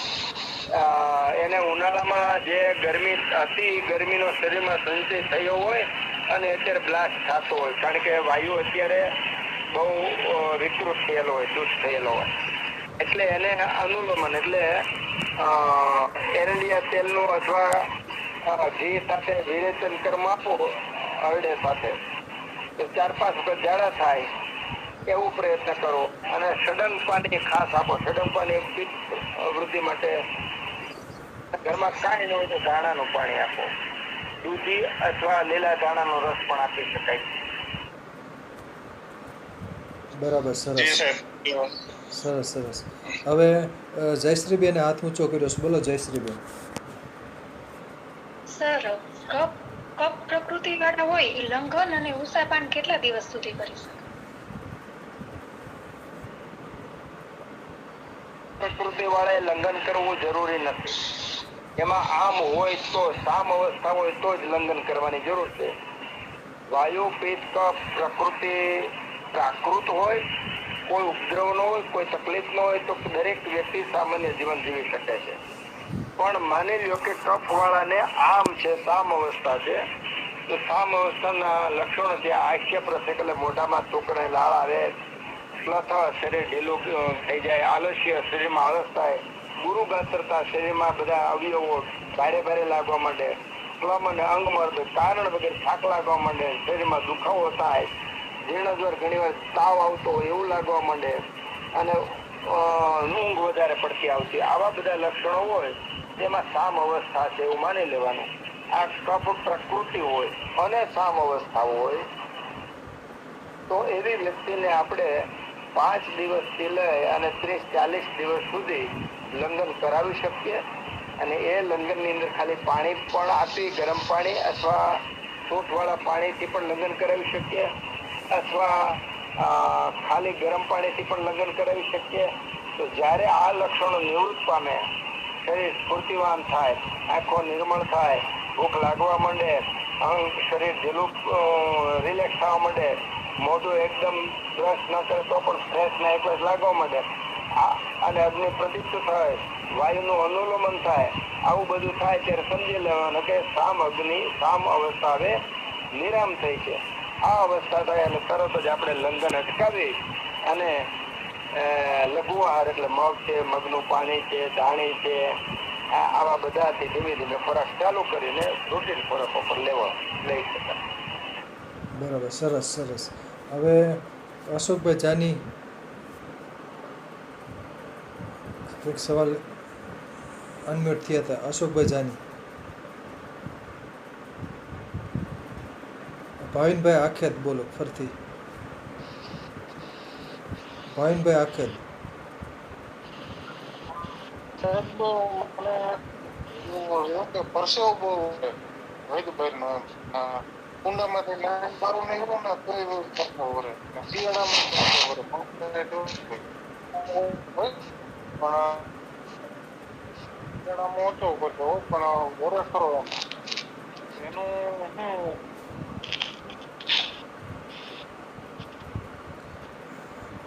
આનો જવાબ ઠક્કર સાહેબ આપશે. ઠક્કર સાહેબ બોલો.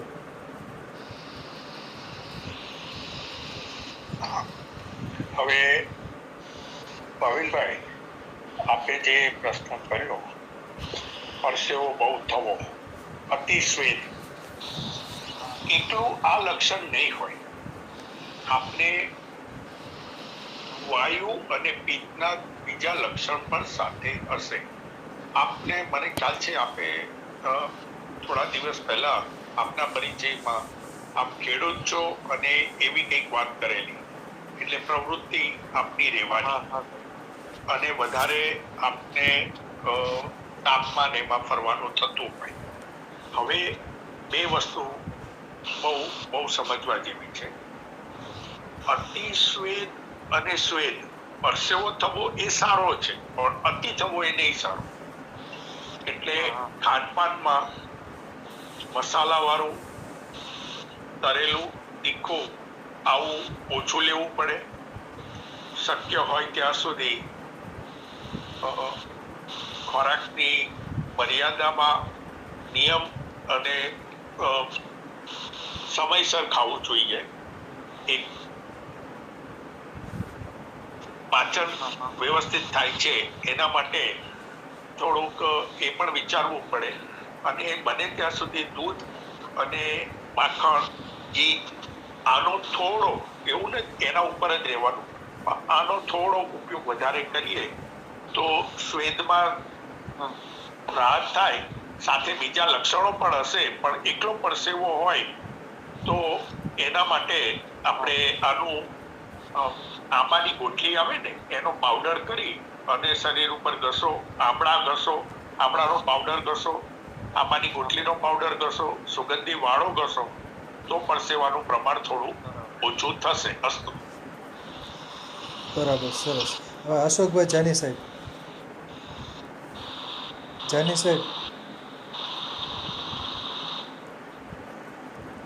સાહેબ, અશોકભાઈ જાની સાહેબ.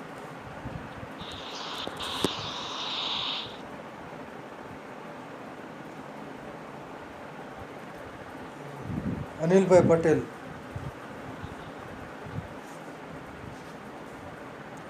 અનિલભાઈ પટેલ.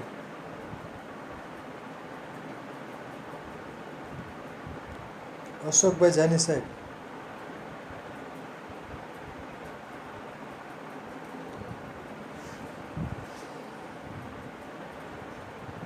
લીનાબેન, કઈ સવાલ હોય તો લીનાબેન સથવાર.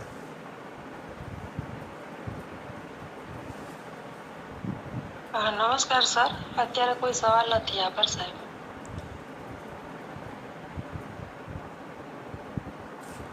સરસ રહ્યો, સર્વેનો આભાર. હવે કોઈને પ્રશ્ન નથી લાગતો. ખૂબ ખૂબ આભાર. સરસ રહ્યું વક્તવ્ય. બધાના સવાલ જવાબ માટે વૈદ્યગણનો આભાર અને સવાલ કરનાર શ્રોતાગણનો પણ આભાર. દરેકના સવાલનો સરસ જવાબ મળેલ છે. આભાર.